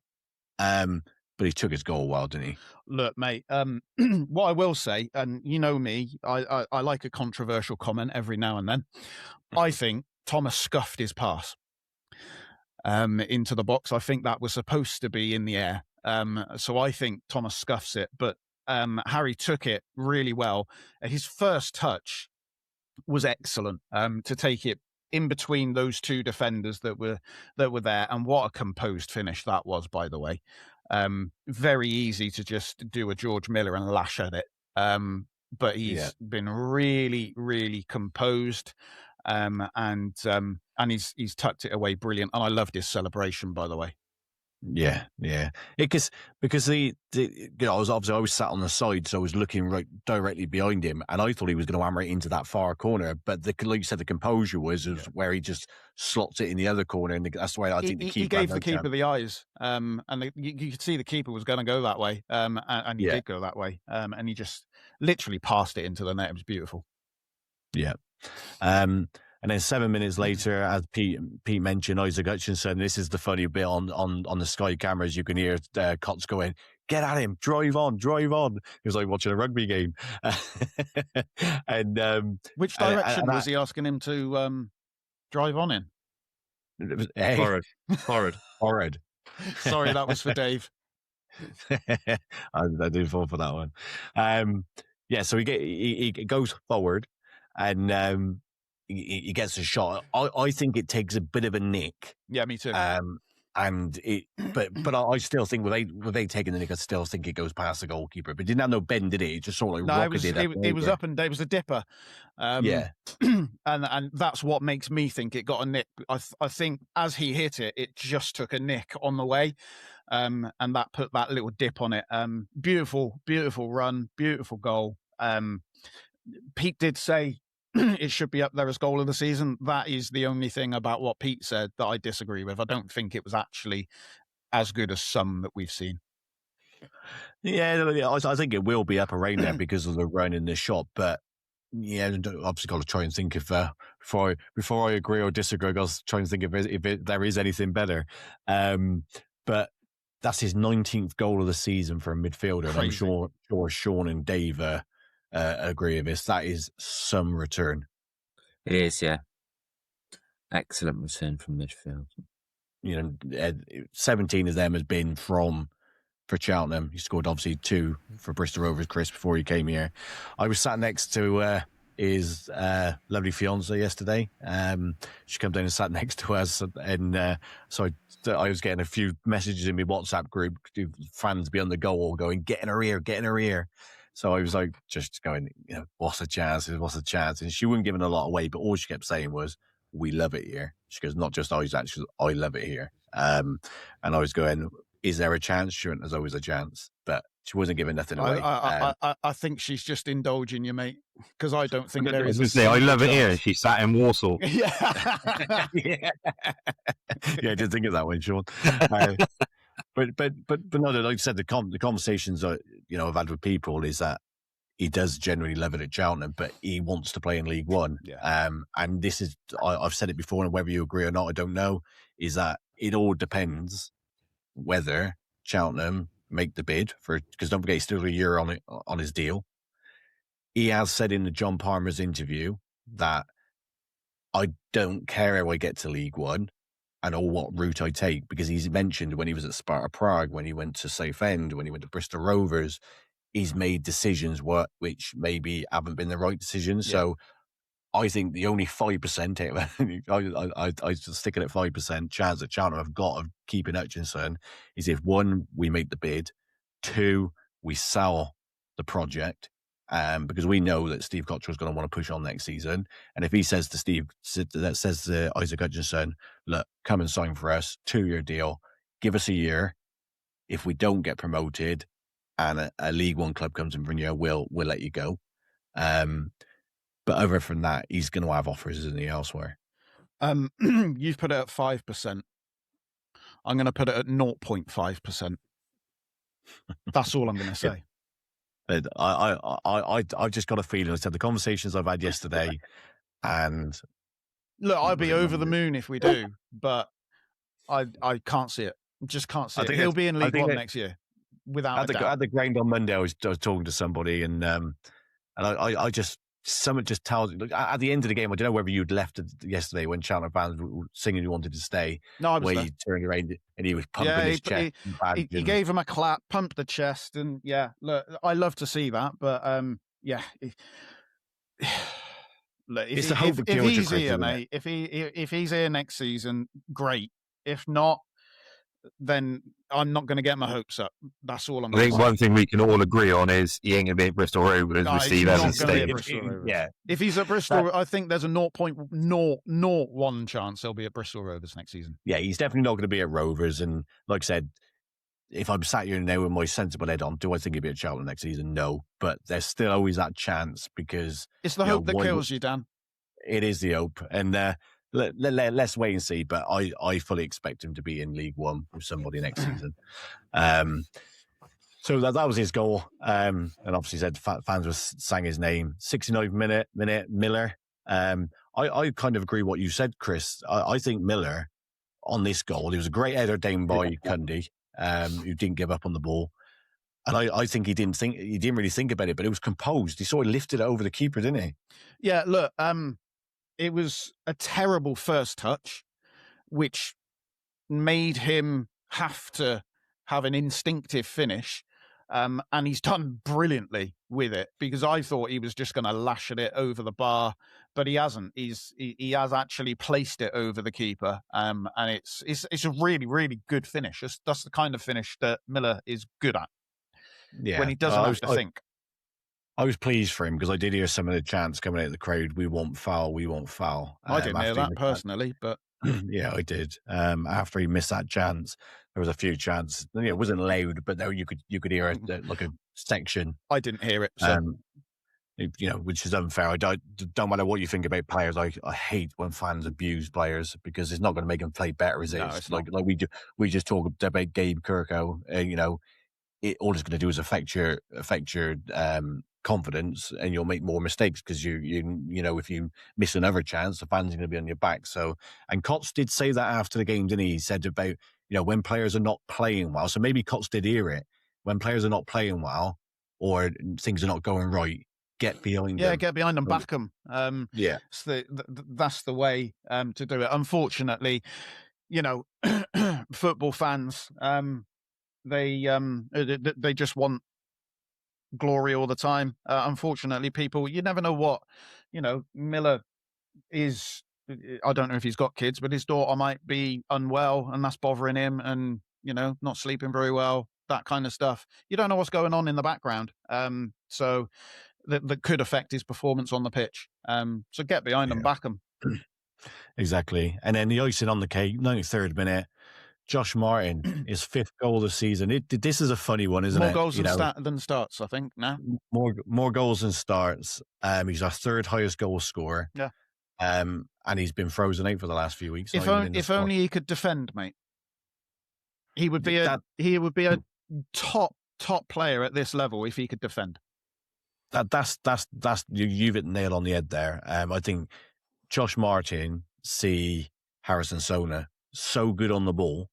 He's a lot better than Harrison Sona, I will say that. Yeah. I'd probably say the same.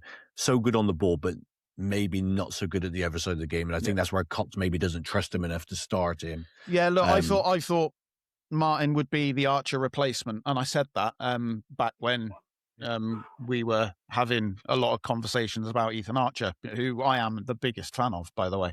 I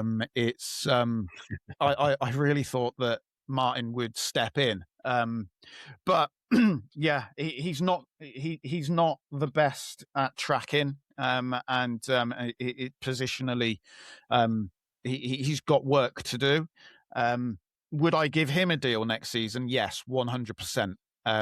Because I do think he's a great impact player to come off the bench, and that's shown. He's scored 5 goals, and he's only played about 10 minutes. So, well, you could tell at the end, Chris, as well. The players when he was getting the plaudits, the players pushed him to go. Yeah. Do you know what I mean? So I think the players know he's a good lad. He's got a bit of quality. Yeah. Do I think he'd be here next season? No, but I agree with you. I would have him around the squad. Yeah, I don't think he will be here next season either, personally. But I would definitely give him a deal. He's a great squad player, and a great impact player from the bench.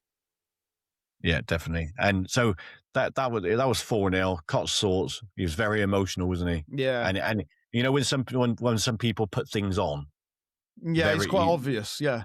it was obvious. Yeah, yeah. And again, like Sean and Dave are not going to get it because obviously, but when you're watching it, he just pulls at your heartstrings because he's genuine. He loves the club, and when there's no better feeling. And I'm sure Sean and I'm sure Dave has had managers at Gloucester who've been Gloucester through and through and Forest Green through and through. It's different when it's one of your own, doesn't it? That it means as much to them as it does to you, kind of thing. Yeah, 100%. Cots has brought this club back together because it was a fractured club before he came in. And he's brought us back together, and you can see what it means to him personally, which as a fan is great to see, and it only makes the club tighter. Yeah, and it's funny as well, isn't it? How managers change when things are done and dusted, because obviously Cots is quite an edgy character anyway. We know that. But at the end, he said about the players, he said they've been under constant pressure. He goes, I'm surprised we got grass on the pitch down at the training ground because I'd made him run on every blade of grass to find ways of being. And the constant pressure I put him under, and he said, that can take its toll at the players. Yeah, 100%. But he finishes off by saying he thanked the fans, thanked the players, he even thanked the press. He said for their support. He said, because sometimes I bit your head off. He goes, well, I don't think I have. Because, but I don't say I won't. Mark Halliwell's probably he definitely thinking, has. You definitely Ask Mark Halliwell. He definitely has. But all in all, Chris, brilliant day. Especially after that first half, you didn't see that coming second, did you? But we tore them apart second half.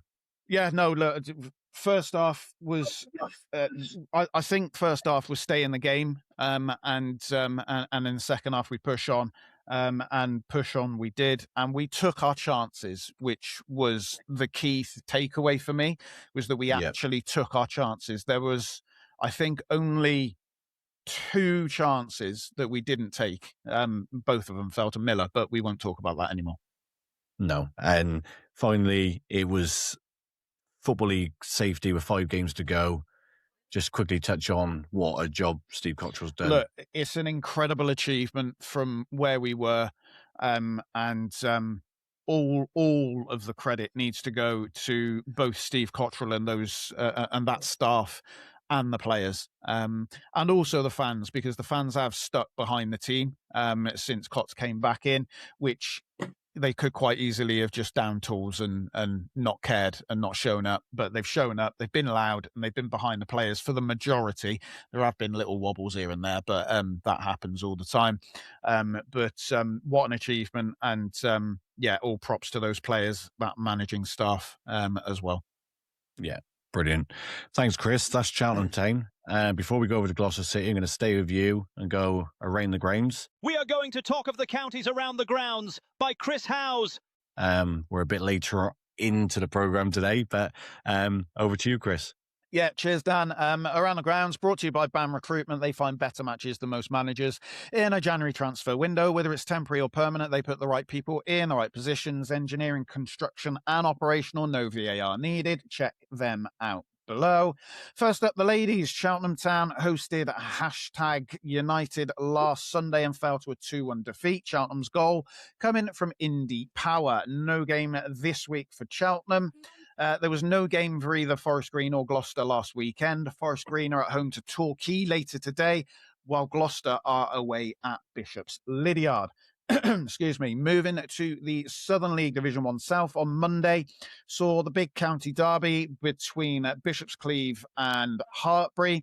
Both teams looking to secure a playoff place. Ross Langworthy opened the scoring for Cleeve after 10 minutes. Hartpury quickly evened the score with a penalty by Riley McGregor in the 13th minute. The score stayed level until midway through the second half, where Adelaide Sambu fired Cleeve back into the lead after 66 minutes, and the 3 points were secured 4 minutes later through Regan Messenger.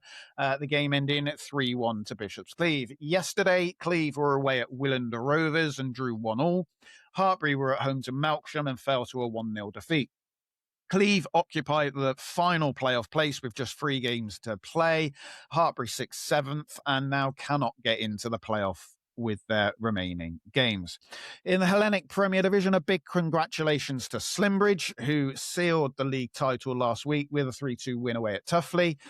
Elsewhere, on Monday, Longlevens drew 0-0 at home to Westfield. Cirencester won 1-0 away at Hallen. Fairfield lost 1-0 away at Corsham, and a county derby between Cinderford and Lydney, where goals from Cian Davies, Harry Leeson and 2 for Jack Watts secured Cinderford a 4-0 win. On Thursday, Longlevens beat Hallen 5-1 away. Yesterday, Slimbridge lost 3-1 away at Roman Gloss St George. Longlevens drew 1-1 away at Pershaw. Lydney lost 2-1 at home to Highworth. Fairford won 2-0 at home to Thornbury. Cinderford lost 2-1 away at Cribbs. And Cirencester won 3-1 at home to Corsham. Lydney are relegated. And that's it from around the grounds. Back over to you, Dan. Brilliant. Thanks, Chris. Let's go over to Gloucester City.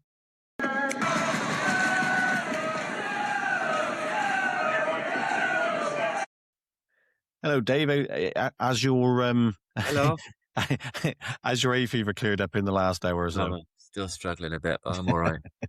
Well, let's crack on with this. I hope you don't suffer too much, mate. So we start off with Monday. Gloucester 0, Taunton 2 at home. I don't think anybody's seen this one coming, did they? No, should have really. Taunton are on really good form. They want to string in a few wins together. We were without a couple of important players again. But yeah, it was a very disappointing day. Daft called for a big crowd and a noisy crowd, and he undoubtedly got that. Just under 1,700 people there, making a really good atmosphere. But yeah, sadly, it wasn't the players didn't produce on the day. We looked all right first half, but big moments went against us, and we ended up coming away empty-handed. Yeah, let's get on the game because I read a lot of comments, and I said we'll pick some of the bits at the game now. I kind of disagreed. I thought what I seen in the game, I thought Gloucester City were the better side, but yeah, I think we probably were overall. But as I say, just the big moments went against us. We conceded at a bad time. Yeah, that's a good time. Obviously, the team news the good news for City was that Simpson was back on the bench, but there was no Mohammed, and no, still playing a makeshift right back, and Kieran Thomas, who's a great right back in at centre back, didn't do anything wrong, but you just really miss him if it being in his natural position. Kane was on the bench, but he was still hobbling a little bit. He clearly wasn't fit. You'd say that's why he only came on so late. But we had a team out there that on paper should have been capable of getting the result, but it just didn't play well enough on the day, or weren't clinical enough, really. Yeah. Taunton had probably the only real standing chance for them in the first half was around about the half-hour mark, but Jared Thompson had to put off a really good save, didn't he? Yeah, he made a good save to keep it 0-0 at half-time. But we had plenty of the ball, same old, plenty of the ball, nice tidy possession, but just not quite having that little cutting edge in the last third without Kane up there.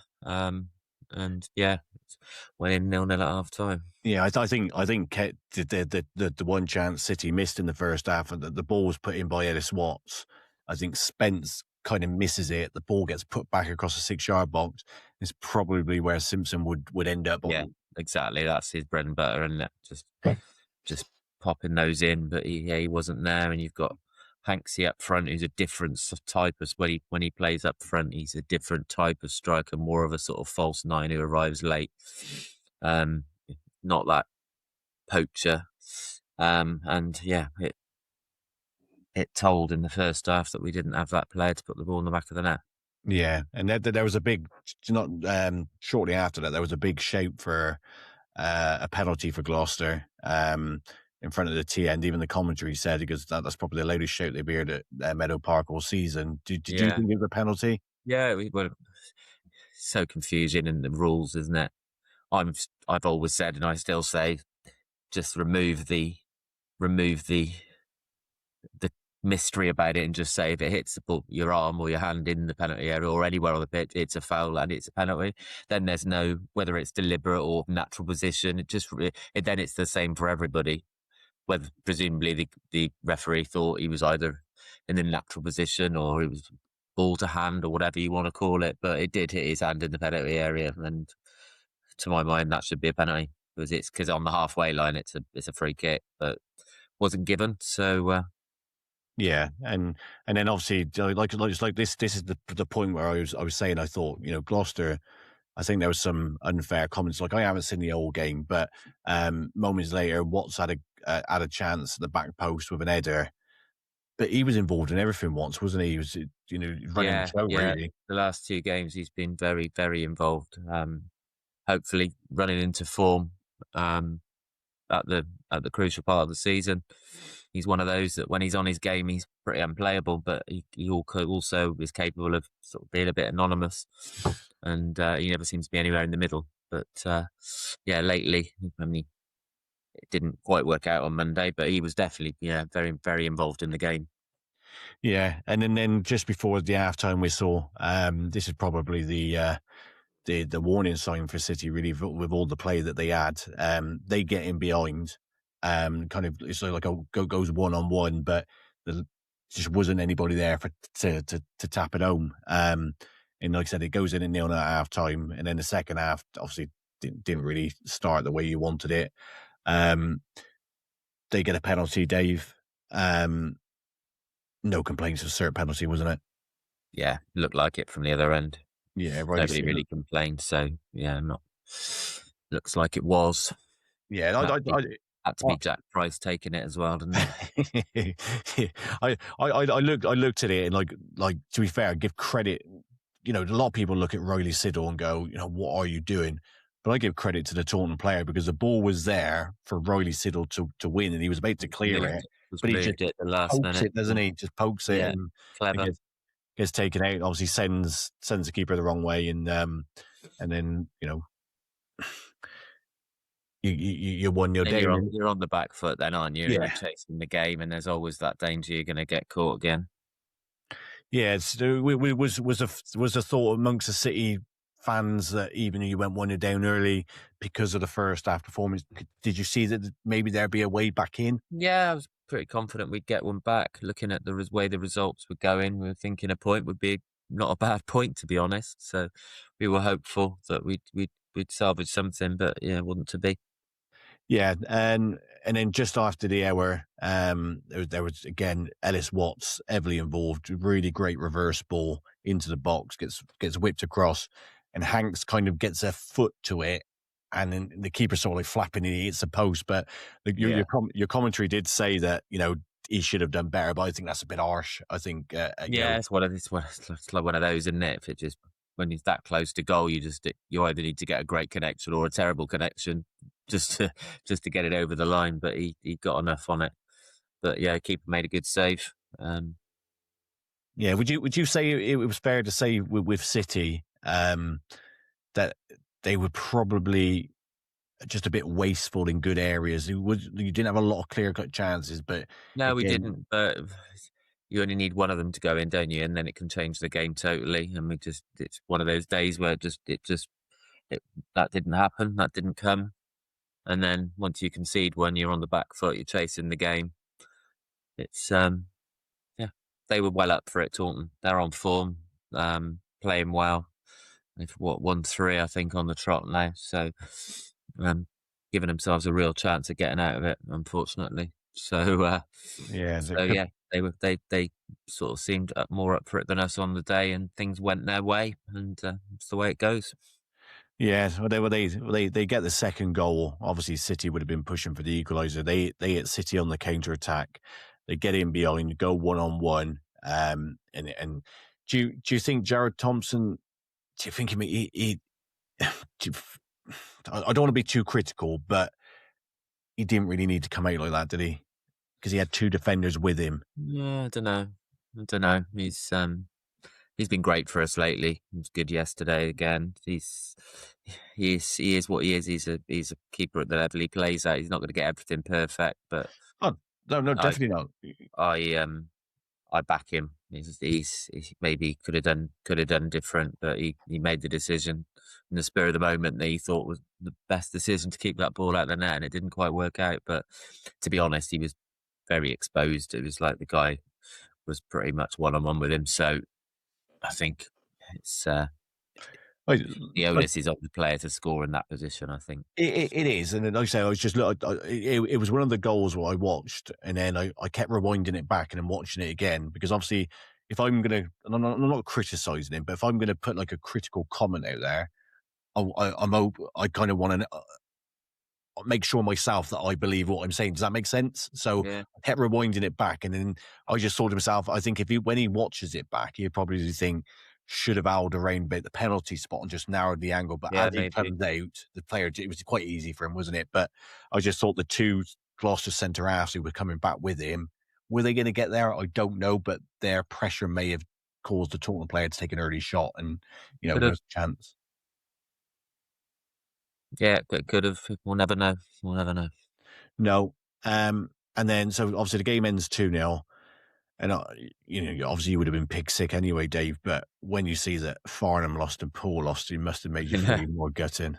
I've had a bit of fun on Twitter with some sort of fans of theirs saying it's like almost like none of us want a home playoff final. We all just contriving to try and avoid it. It's like nobody wants to organise a big day at home. But yeah, if we all win, if one wins, we all win. If one loses, we all lose. It's it's a funny old division.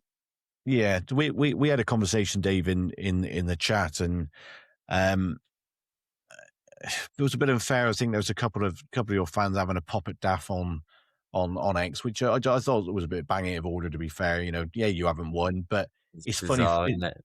It's funny result season. We've won more games this season than we've won in a season in 25 years, as Dav says in his thing. We scored more goals in this season than we've scored in 25 seasons. He's averaging 2 points a game. I mean, you can't ask for more than that, can you? People think there's misapprehension that we're absolute money bags in the league. We certainly aren't. We haven't got the biggest budget in the league. We've got a competitive budget, but it's not a sort of walk the league budget by any means. And I think he's doing a great job. I think 99% of fans would agree. He certainly has the backing of the T end. There's no doubt about it. We trust him, and I think he's a great manager, and he's doing his job very, very well. Yeah, no, he is, and like I said, I respect him for replying to the fans, but I just say, with fans sometimes, Forest Green have got it with Robbie Savage, and you don't get very many managers who go on social media. So if you've got a manager on there you can interact with, don't abuse them. Because he doesn't even get involved in slanging matches. He'll just give if he feels somebody's made a point that is a sort of I don't think he'd respond to just abuse, but if somebody makes a criticism, he answers with a sort of measured, sensible response, and I think that's quite good. I'm happy with that, to be honest. It's a danger if you've got a manager who's a bit hot-headed and they can go on there and start, firing back and starting a war of words. That doesn't help anybody. But he doesn't do that. He just replies and leaves it at that. So I'm happy with the way he conducts himself on social media. Yeah, it's probably why Steve Cottrell hasn't got a social media account. Probably wouldn't go down well, would it? No, it wouldn't. But obviously, because it was a disappointing day all around, Dave. But Daft's thoughts after the game, he did say he was disappointed. He said the game City didn't take their moments. That's what I said. That's what I took from the game. I thought you had a lot of moments where our moments didn't go our way and theirs did, and it's a game of fine margins, isn't it? And that's the way it goes. You're not going to win them all. It's not going to be your day every day, but it's all about how you come back from it. And I would imagine, obviously, when Daft watched the game back and he broke the game down, they've scored a penalty and they've gone on a one-on-one from a counter attack of us trying to push for an equaliser. And he probably, after, as Sean always says, like Robbie always alludes to, that coming out after a defeat and you got to get straight in front of the press, you're probably going to say stuff that maybe sometimes you might regret after, because you're thinking, and this is what I mean, for this game, Daft's probably broke the game down looking at it and gone, you know, we didn't actually play that bad. On another day, No, we we scored didn't. 2 or We 3. didn't. We'll play far worse and win. It's funny, isn't it? It can happen that way, can't it? You can have 2 games and everybody's slapping the manager on the back after winning 1-0 when you really didn't. You deserved to lose, and the other side's blazed the ball over from 3 yards twice. And then another game, you can lose, play pretty well, lose by the odd goal or 2, and then everybody's criticising and saying what's gone wrong, but it is just fine margins, and it doesn't go for you every day, does it? So No, it don't. And he did say that. He apologised to the fans. He said, I asked for a big crowd. He said, we got that. He said, they turned up. We didn't. So apologise. And his big message was, you know, stick with the lads. You know, it's something that City are going to need over the next few weeks. They're going to need the fans behind them if they want to get that in goal, aren't they? But let's go on to a bit more pleasing day for you, Dave. Away at Dorchester, you was quite impressed with their old looking stadium. Yeah, it's a great ground, Dorchester, isn't it? It's big, loads of concrete steps everywhere, monster stand, really friendly. It's a tiny little bar for such a big ground. But yeah, it was a great day, nice day. Bit chilly in the wind, but sun shining. Had to make sure we positioned ourselves in a place where the sun was on our faces because it was a bit nippy in the shade. But yeah, we had a coach and plenty of cars, and we had good numbers down there. Put all the flags out. Mr. East did us proud again with all his flags, and yeah, it was a good atmosphere. Bit nervous at the start with what we're going to get today, but yeah, the nerves didn't really last very long. No, it didn't. Again, you know, the one thing that I quite respect City for is like when they have a bad result, they seem to bounce back really well, don't they? Yeah, which I think says a lot about Daff. That says a lot about Daff. And again, you're going back onto the game before, he's probably sat down with his players and gone, this is what happened against Taunton, but let's take away 10, 15 minutes of that game. We probably controlled the game. Let's take it into Dorchester. And, you know, obviously great news for you for you guys was Kane Simpson and Jamal Mohammed were back in the starting lineup. Massive. When you see the team sheet and they're back on it, yeah, it makes a huge difference. And it definitely made me a lot more confident that we were going to do the business with them at each end. Yeah, and obviously it only took 2 minutes, Dave. Liam Cross puts you ahead. Before we talk about the goal, talk about Liam Cross, because I was there doing my notes last night and I was like, why have I not come across him before? Yeah, he's a bit unlucky, really. He was with us for a couple of times on loan and did really, really well. And he's come back to us and we've got him this season. I think next season as well. I think he's signed. He's definitely on as permanent, not on loan. And I think he's just been a bit unlucky because at the same time he came back, or shortly before, we got Riley Siddle on loan, who plays left wing as Crossy does, and has just been superb. So he hasn't got in the team, but he's a great player and he's our player. So it's good to see him playing, and he quite rightly got his chance yesterday. Riley hasn't probably been at his best the last couple of games, and Crossy got the nod on the left wing, and he didn't waste time in reminding Daff what he's capable of. Yeah, talk us through the goal, Dave. Just picked the ball up, nice little ball out wide on the left, beat his fullback, ran into the box. Kind of expecting a cross, but he just lashed it with his left foot into the bottom far corner. Great finish after 2 minutes, and the nerves were settled. I would say by the time your Bovril had not even had a chance to You've actually got a Bovril stand. Yeah, Bovril in 10-foot high letters across the concrete blocks. I do like a Bovril at a football game. I don't mind a Bovril, yeah. I had one yesterday. And on the 13th minute, Sean Spence makes it 2, goes 1-on-1 and slots home. Yeah, I can't remember.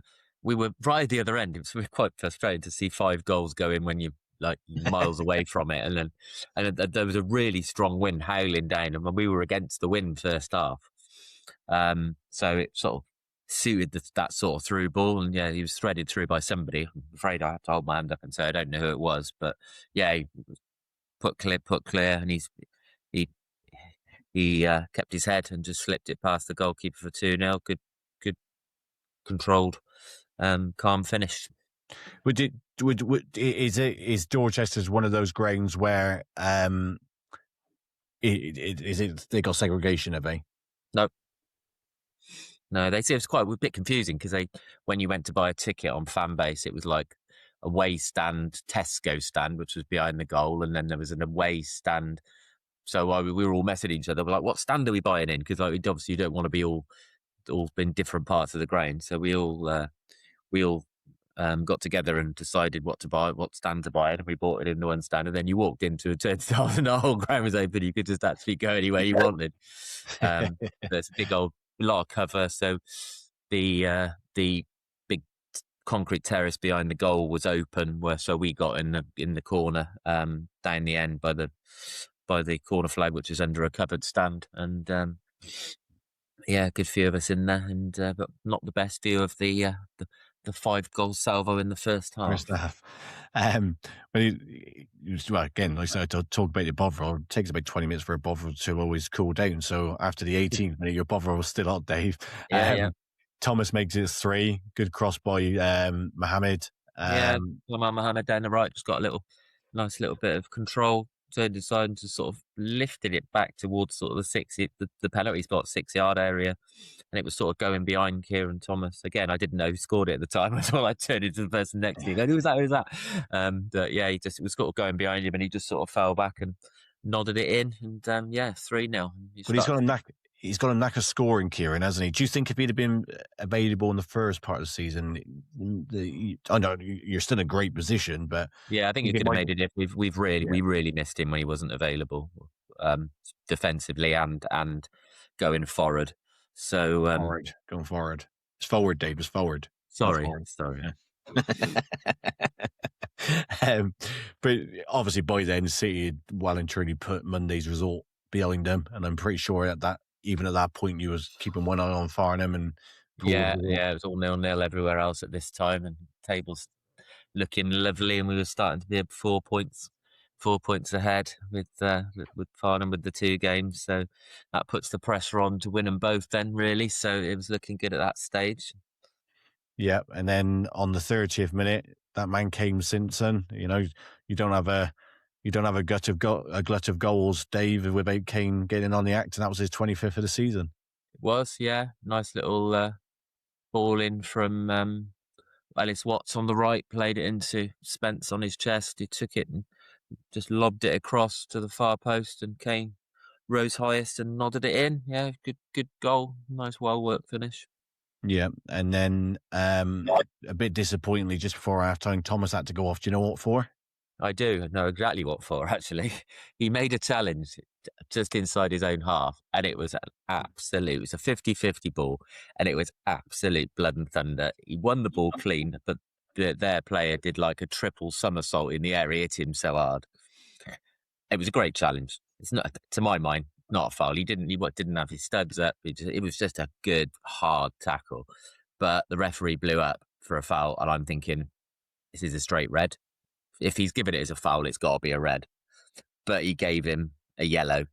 Can't quite work out how he did. I don't understand it, to be honest. If it wasn't a foul, but if you give it as a foul, then you've got to be giving it as a foul because it's out of control or endangering your opponent, in which case that's not a yellow, that's a red. So, but thankfully he didn't give him a red. He gave him a yellow, which the Kieran then argued the toss about for about 10 seconds. Yeah. And then a couple of minutes later, he put another quite hefty challenge in, at which point I think Daff on the bench probably thought, we really don't want to see Mr. Thomas sent off when we're 4-0 up and losing for important games.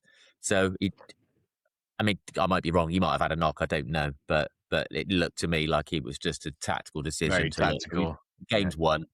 Let's not risk anybody. Get him off. We've got Leds on the bench who needs minutes, who can play. He's right back, stroke centre back. So yeah, he came on, and Kieran had a nice early finish after 35 minutes. But the thing is, away, the own fans, if they knew that, they'd be spitting feathers. But on the flip side, that's great game management by Daff, isn't it? He's seeing a potential problem. Yeah. I was the person I stood next to. We turned and we said, Well, literally, I think one of us said it to the other. I can't remember who, but he said, "I'd bloody, bring Kieran off after that. He's going to end up getting sent off. Just bring him off and just protect him." And literally within 5 seconds of saying it, the board was up. So I think it was quite a sensible decision that a lot of people sort of saw was the way forward, and worked out, didn't it? He's had a nice easy day. 4-0, game's over, really, isn't it? So you can make those decisions, can't you? Quite easily. Yeah. And then just before halftime, Dave, Kane Simpson, 5-0, 26 of the season. I bet you're glad that injury wasn't too bad, wasn't you? I am, yeah. It's good to have him back. It's 26 goals now. So, yeah, it was a through ball. I can't remember. I'm not sure who it was. He was through on goal. Might have been Watts. And sort of hit, struck it, and the keeper just palmed it to the side. But Kane Simpson was just following up just to sort of roll it in the net.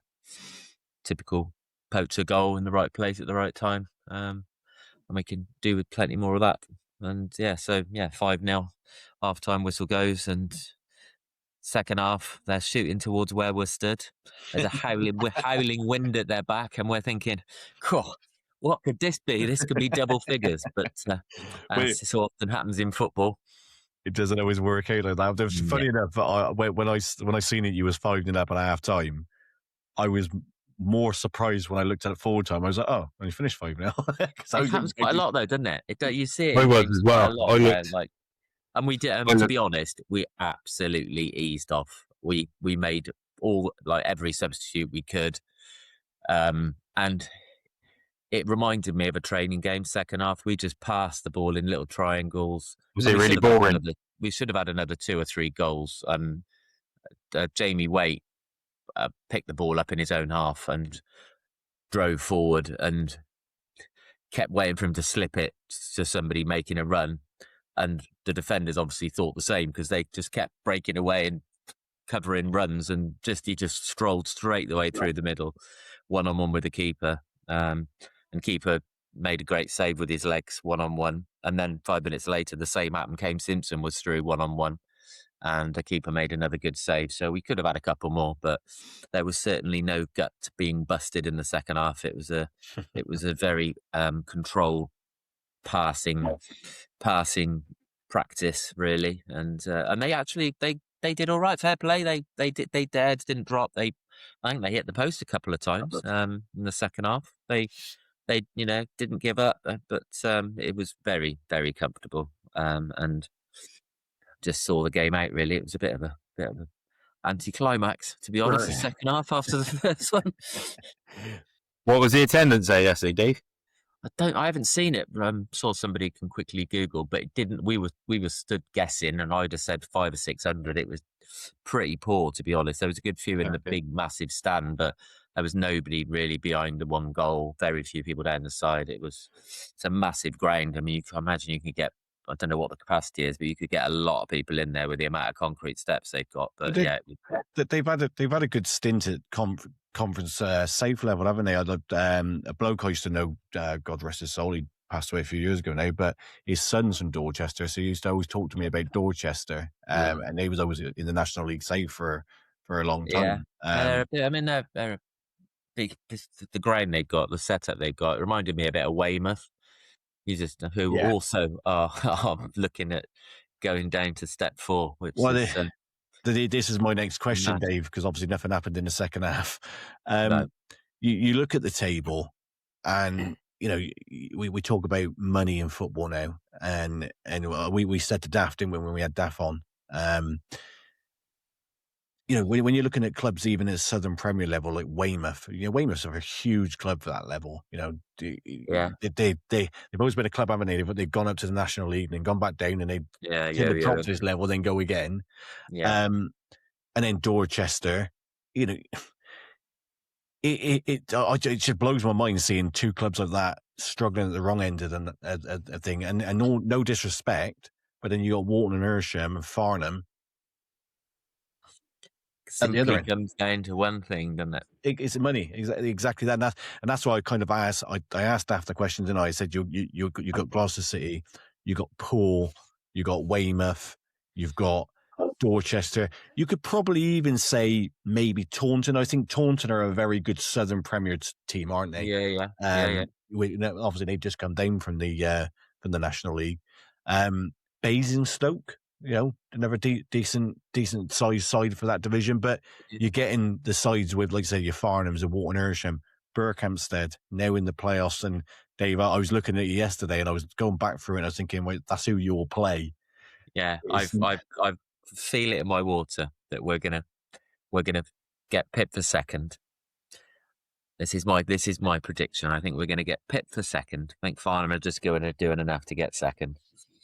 We're going to have Poole at home. I think if we beat Poole at home, I can really see Berkhamsted on the form they're in playing Farnham at Farnham, and Farnham will have played by the time the playoffs start. Sorry, Dave, did you say you think you'll get pipped for second? Yeah, I think we'll finish third and play Poole at home. Oh, so sorry, you think Poole's going to end up finishing fifth? I think Poole will finish fourth. But that means you'll play Berkhamsted then if you finish third, won't you? No, the third play fourth at home, and the second play fifth. Yeah, of course they do. Sorry, Dave. Yeah, so I can see us beating Poole, and then the other semi being Farnham versus Berkhamsted. By that stage, Farnham will have played like a game like they're playing like. I think they played Saturday, then they're playing Thursday, Saturday, Wednesday, Saturday, and then it will be the playoff on the Wednesday.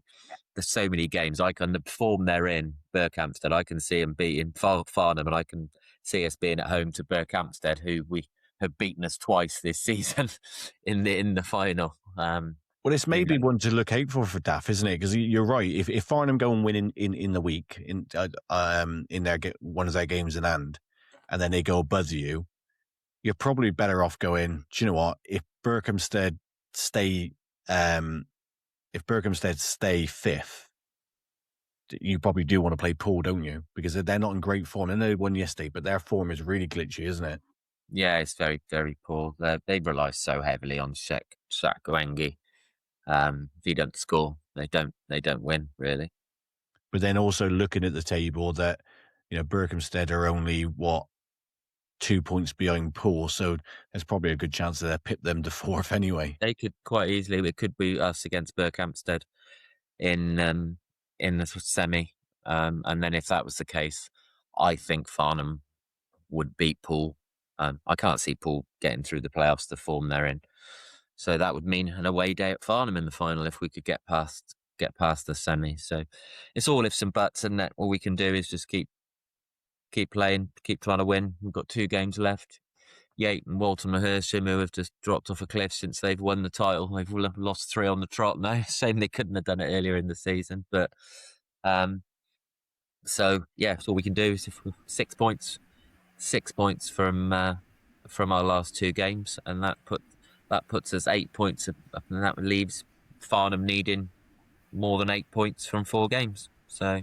Yeah, but to be fair, like I said, yesterday's result, it works out well for City, because the last thing you said a few weeks ago, Dave, the last thing you wanted was to go into that last game against Walton. You've fallen off a cliff, by the way, since they've got promoted. Massively, 3 defeats on the trot. And 2 3-1 defeats, one at Evesham yesterday. But the last thing you wanted was go into that last day having to win to get that top 3. Now, you're guaranteed that home semi. Yeah, guaranteed top 3. It'd be quite. I'd snap your hand off to go into the last day needing to win to get second. And have a home playoff. But it's all we can do is look after our own results, and that. So first of all, Yate on Saturday. And on the Dassault, the only thing I really took from it, he was really pleased. And one of the big words he probably used was, "We have shown bounce back ability," because, like we said at the beginning of this chat, after losing it against Taunton, to go to, I know Dorchester are down there fighting, but that's the thing. It's funny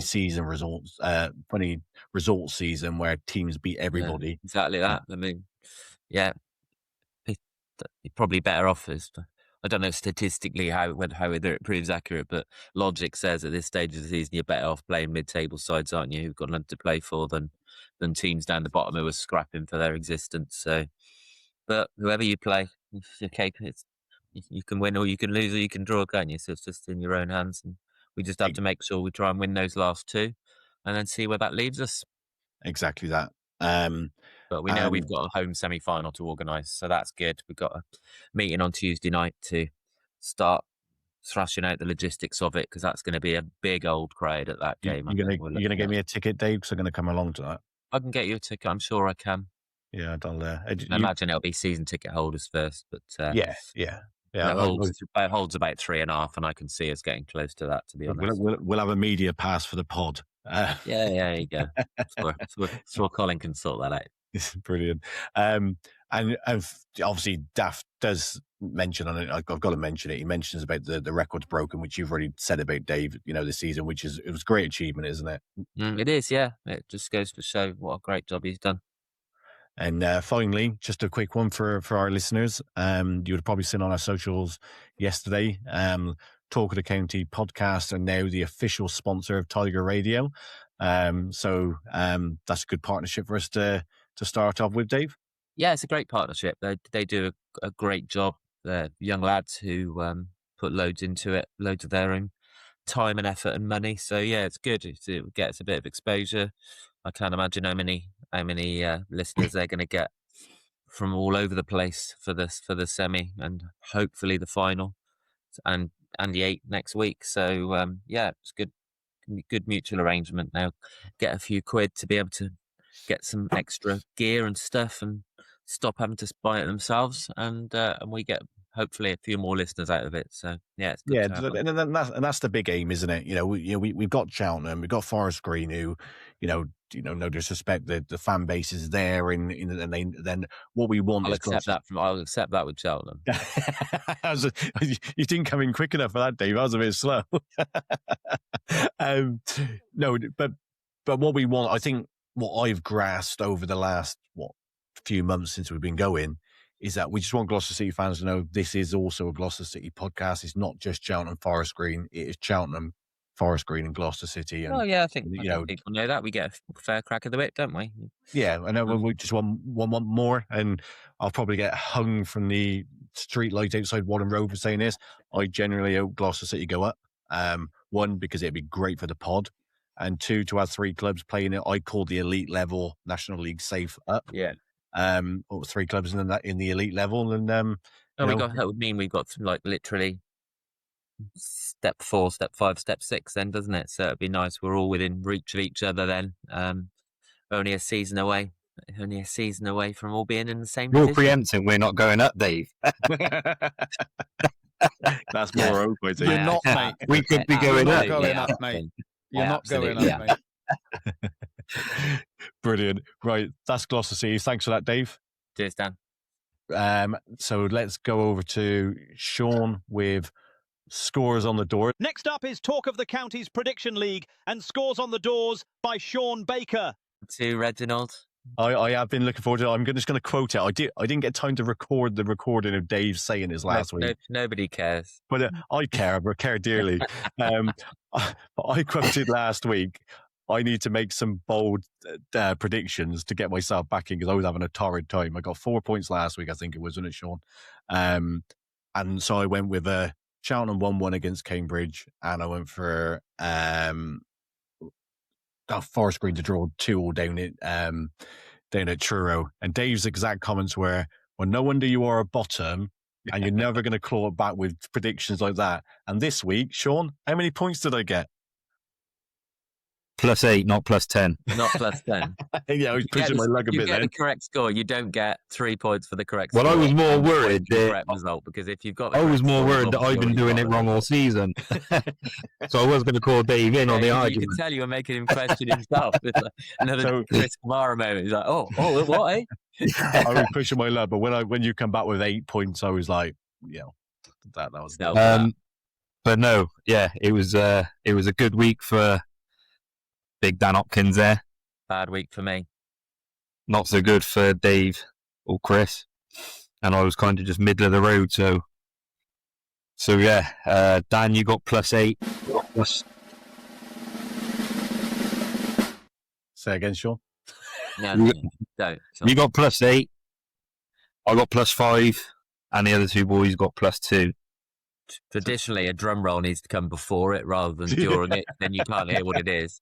I'm always late, mate. I'm always late. I'm premature. So the table now is Dave on 72. I'm on 70. Dan, you're on 67. He's off the bottom. And Chris is now on 66. So we are all getting a little bit close together for the last few games of the season.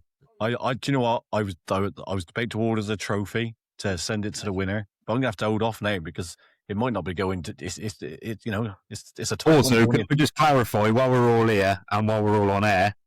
When does this stop, or do we still count It it? can't include the playoffs, surely. No, it it will because obviously it's still resorts. Well, yeah, obviously you say that because you're trying to catch us. Well, no, the playoffs count because obviously they're still games we're going to predict. Include next season's first 5 games as well, just for the hell of it. Well, we can predict them. They could be bonus points if you get the preseason ones right. But no, the playoffs will. I predict that we'll get beaten 7-0 by Bishop's Cleeve. Okay, so Dan, are we going to include pre-season friendlies in this as well? Absolutely not. No, we won't. We won't include preseason. Well, I know what Dan's like. He's going to try and get points out of anywhere at the moment. Well, no, because that'll be a new season. But no, we finish in the playoffs because it's still a game, isn't it? So, but in terms of like friendlies, now we won't go that far. So there goes my idea of just copying Sean's predictions exactly. Well, yeah, so copying catching up those 2 points. So yeah, 6 points really splitting Chris and Dave. So it is getting a little bit tight.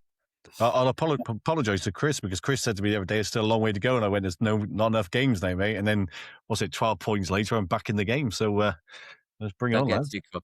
So as I've got wrote down here, it looks like there's 2 games for Cheltenham this week. There is, yeah. For us and 1 for Gloucester. Let's get predicting. Let's go on to that then. So Cheltenham on Tuesday they play Gillingham at home. There's been head-to-head. There's been 18. Staggering, there's been 4 wins for Cheltenham, 4 wins for Gillingham, and there's been 10 draws between the two of them. So, Chris, your thoughts and prediction? Be a close game. We're safe. They're safe. It's a nothing game. It'll be a 1-1 draw. Sean? Well, yeah.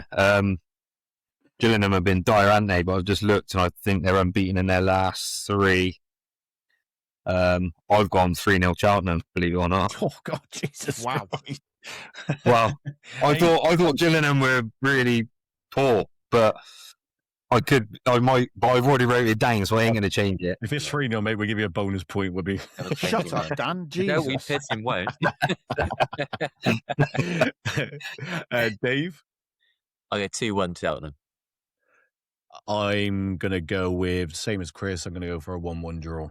I'm surprised you guys haven't gone for a draw. Like I said, 10 draws out of the 18 games they played with each other. To be fair, I would have done, but I really thought Gillingham were poor. I think I said to you a couple of pods ago, didn't I, that they were lucky they got their points on the board early, because I think they're going down. But looking at that, I mean, they've had a couple of all right results, I guess. Yeah. And then on to Saturday, Cheltenham, a little bit of a local derby against Newport. Newport have given themselves an absolute brilliant chance now with survival after beating Harrogate yesterday. Head-to-head, there's been 24 games. Cheltenham have won 8. Newport have won 7. And there's been 9 draws. Last time out was a 2-0 win for Cheltenham at Rodney Parade in October. Chris, your predictions? Yeah, Newport are going to be battling to get their themselves over the line. But I think we're going to be too strong for them. I'm going to say 2-1. You might as well put 2-1 down for me as well, Sean, because that's what I was going with. Funny enough, that's what I went for. Dave, do you want to make it sure? Yeah, I've already wrote down. You've all gone 2-1, so there were no points gained on that one. Yeah, but that game then. Yeah. Forest Green, they made the long journey up to Hartlepool. Head-to-head, there's been 5 games between the two clubs. Forest Green have won 3. Hartlepool have won none, and there's been 2 draws. Last time out was a 1-0 win Forest Green in September. Sean, scores a prediction. Yeah, obviously I've gone for 2-0 Forest Green. Hartlepool haven't scored a goal in their last 4 games and they've conceded 10. This is probably the time that they're going to turn up and look like Barcelona, I would imagine, and probably show me up. But I have gone for a 2-0. They've lost 7-0, 3-0 and drew 0-0 twice in their last 4 games. So Yeah, that's 7-0. I'm not expecting them to come with much firepower. Plus, they can't get in the playoffs, so they've got nothing to play for. So, yeah, I've gone 2-0 Forest Green. Chris? Forest Green can't keep a clean sheet. Hartlepool can't score. 2-1 Hartlepool. It's got 1-1 all over, hasn't it? Dave? 2-1 Forest Green. I'm going to go 1-1. I think it'll be a draw. Did Chris say 2-1 Hartlepool? I did. Yeah. I think sometimes when they've not got nothing to play with, it's probably when they're more To be fair, I mean, we're third in the form table. If we hadn't have conceded against Truro and we managed to get them 3 points over the line, then we would have been top of the form table. So we're in quite good form as well going into this. We're third in the league. Yeah, it's tough in the form for the last 6. So I quite fancy our chances. Yeah.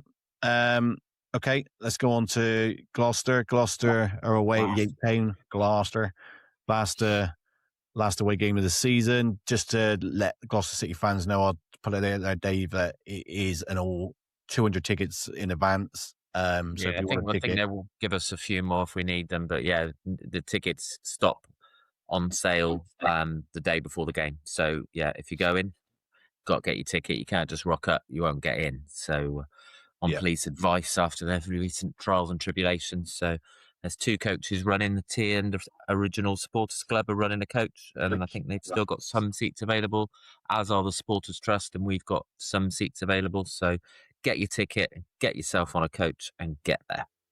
Get there or be square. So head-to-head between the 2 sides, 6 games. Gloucester have won 4, Yate have won 1, and there's been 1 draw. Last time out, Dave, was the 1-0 win, which we all went to. Yeah. What's your scores and your thoughts? I appear to have done all 2-1s, so I might as well stick with the theme and go 2-1 City. Sean? I've gone 1-1 because Yate are in all right form. So I think it's got to draw all over it, really. Chris? 3-0 Gloucester. I'm going to go with a 2-1 Yate. Oh, I had a funny feeling that was bubbling up. Just got an horrible feeling. I'm just looking at it now. They've only got a -8 goal difference and they're 16th. So they're not, and they've just obviously had a good 2-0 win against Gosport. Going to bite me, but obviously I need points. So I'm going to go 2-1 to Yate. I think that's a really good place to leave it, lads. Thanks for joining us, Chris. Cheers. Thanks for joining us, Dave. Pleasure. Hope your hay fever gets better. And thanks for joining us, Sean. I'm starting to breathe a bit more fresh. The cat has got out of my face. Thanks for everybody for listening. Follow us on all our socials: X, Facebook, YouTube, TikTok. Yeah.